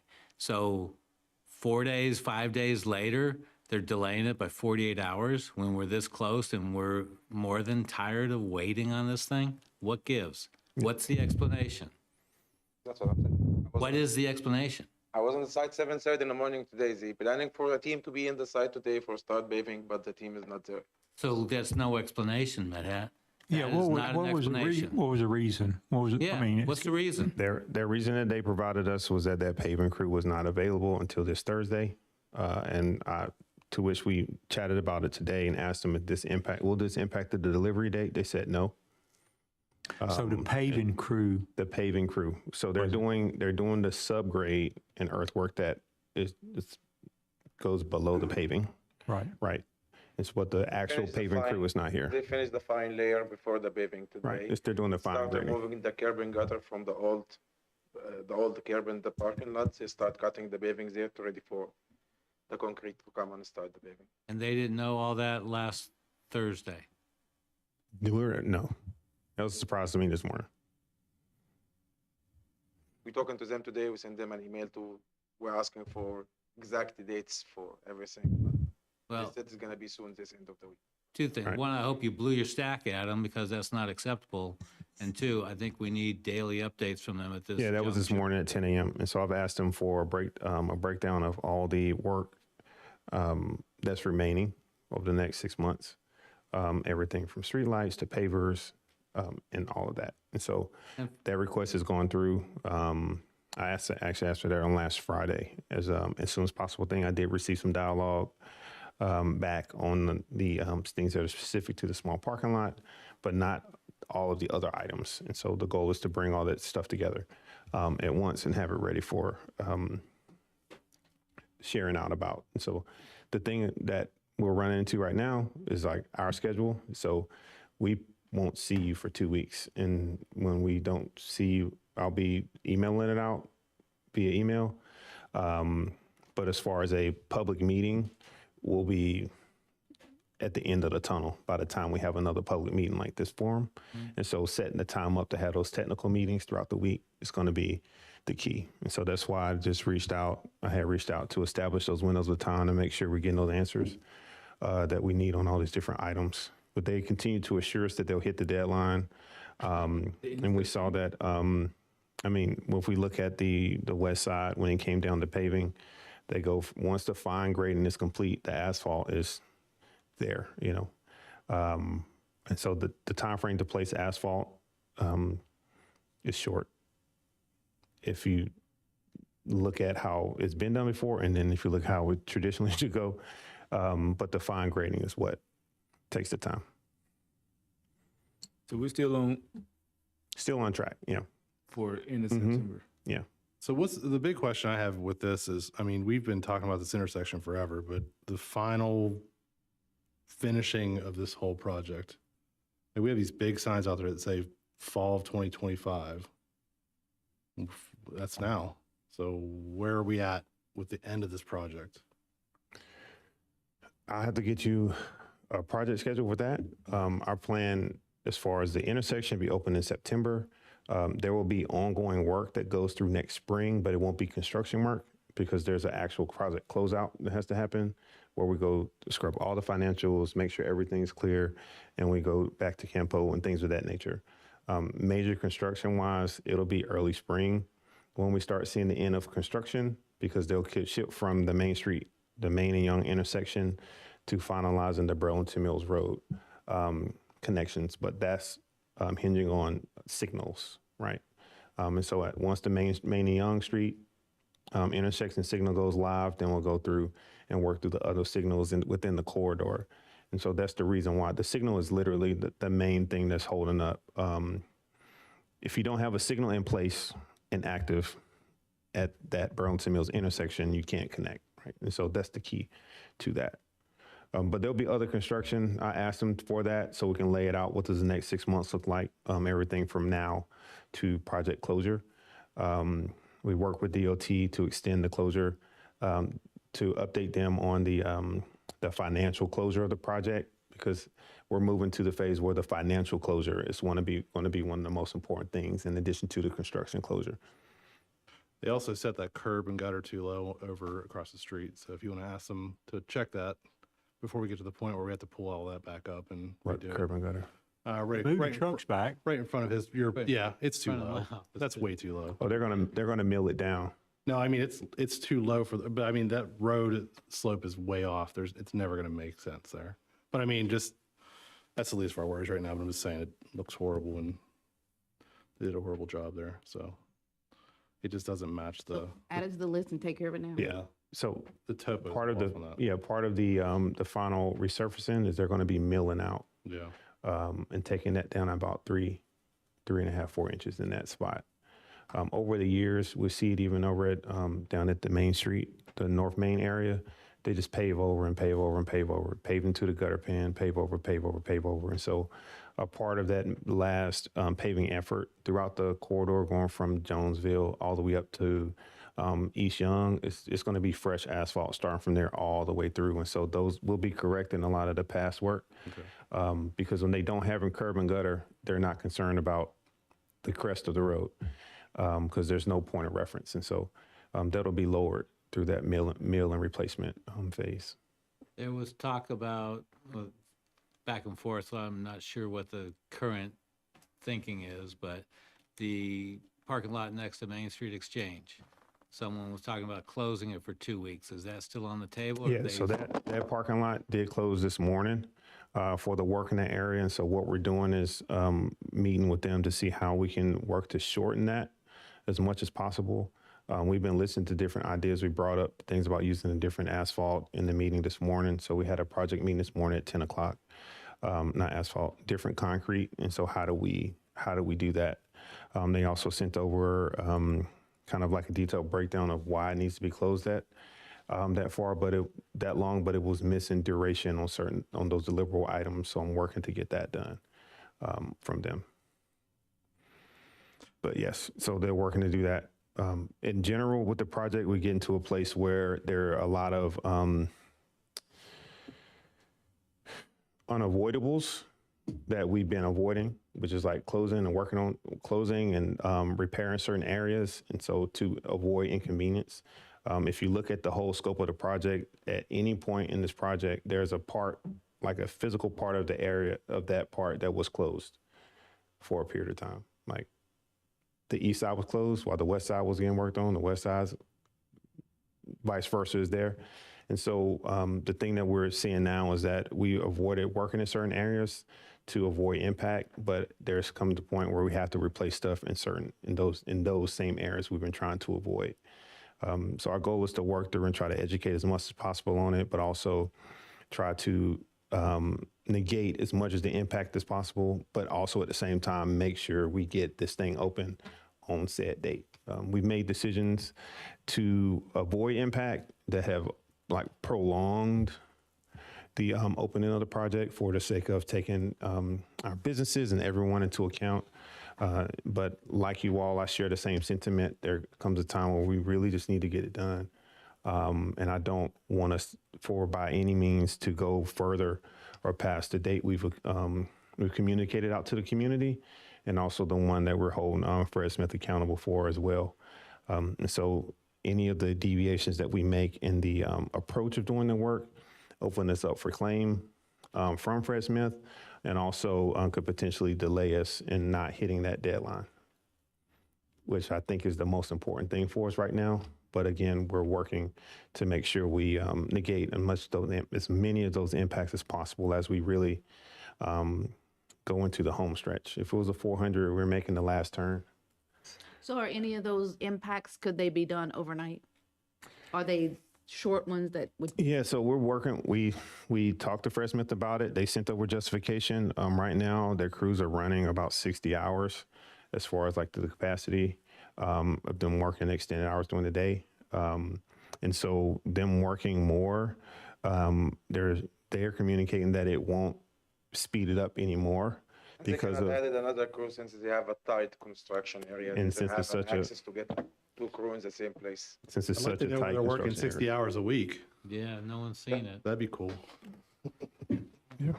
Speaking of communication, I remember that Fred Smith was supposed to be sending us communication of what are you doing weekly? Yeah, and that's something that we continue to get from them, and have not received that It's not detailed applied to update. Doge.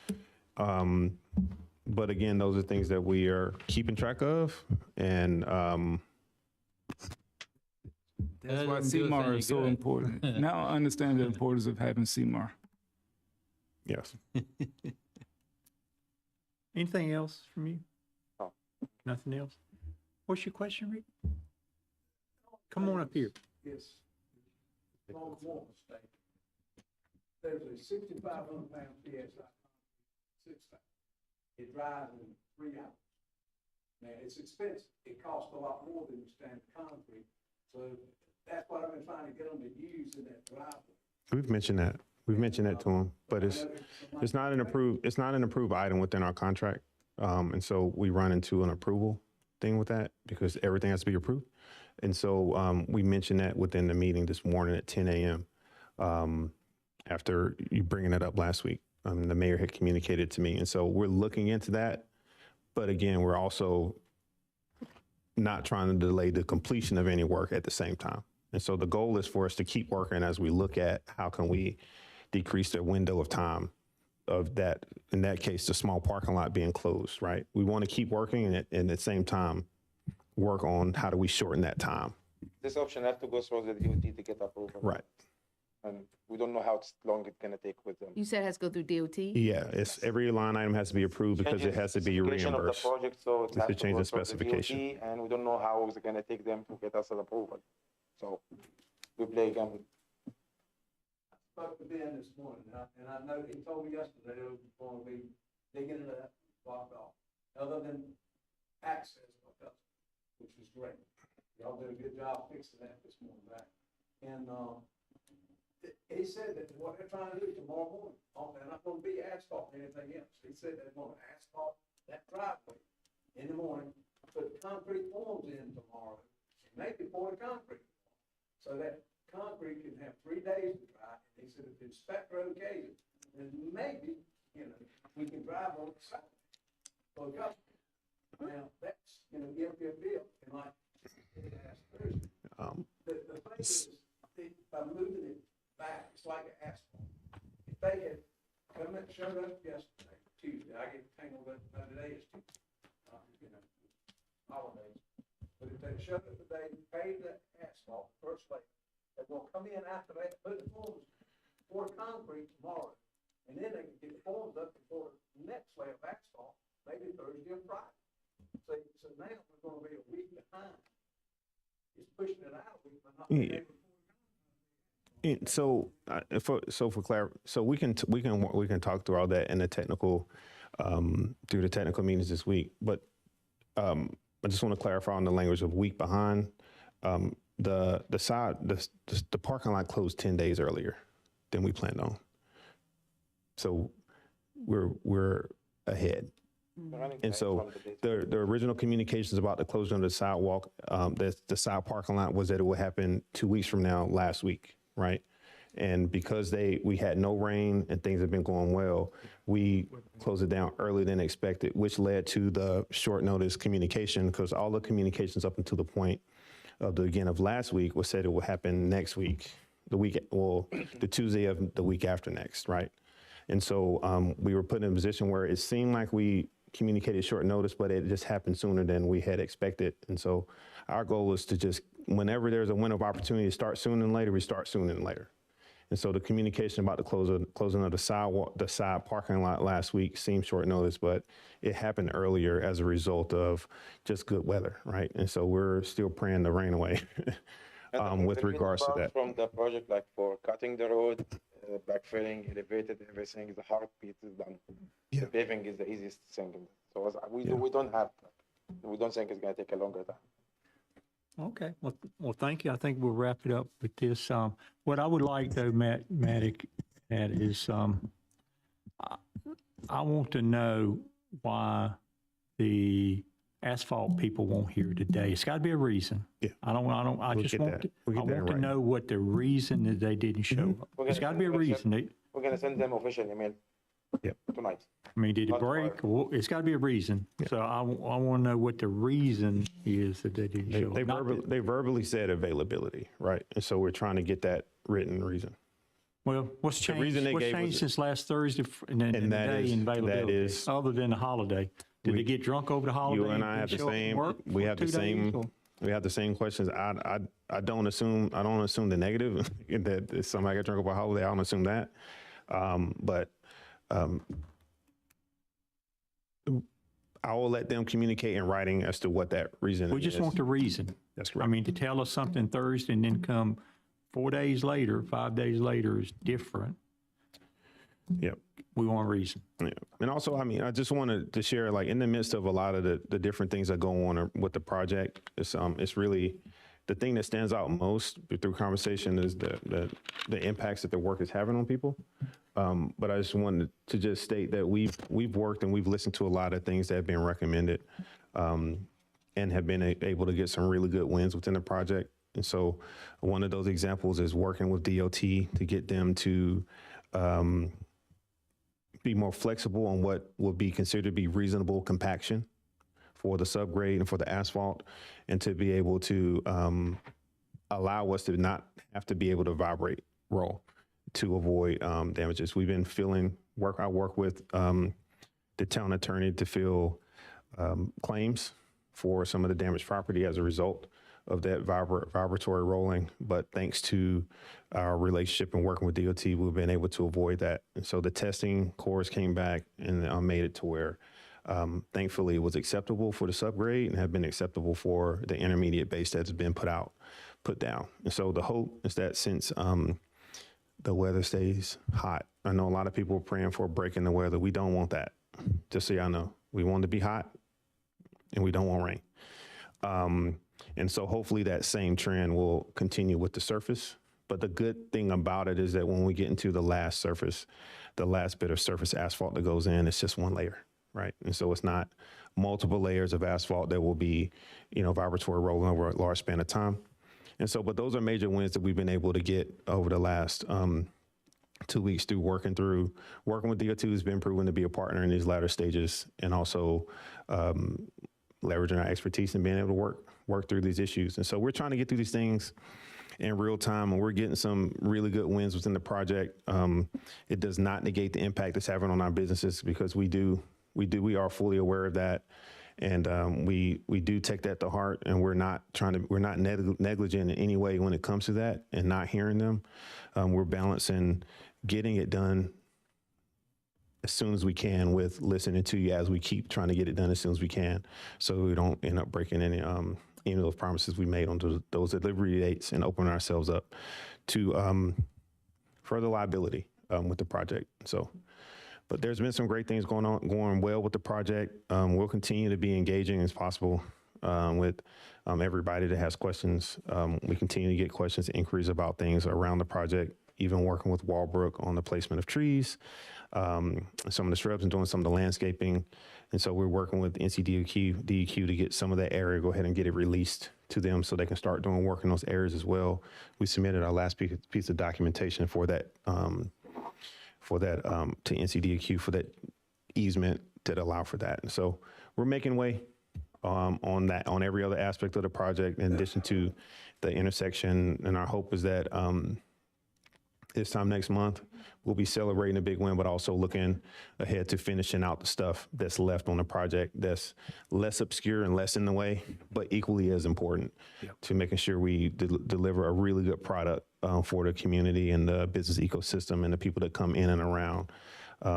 That division was set for that in 2017. So, okay. Well, thank you. Thank you. Any other updates from town manager other than this? On this or just stuff in general? Anything else you want to update us on? Any report? Are you jumping to the? Yeah, it's not on the thing, but. Okay. Other thing, I've been meeting with just stakeholders in general. I'll read through it. I made a little list.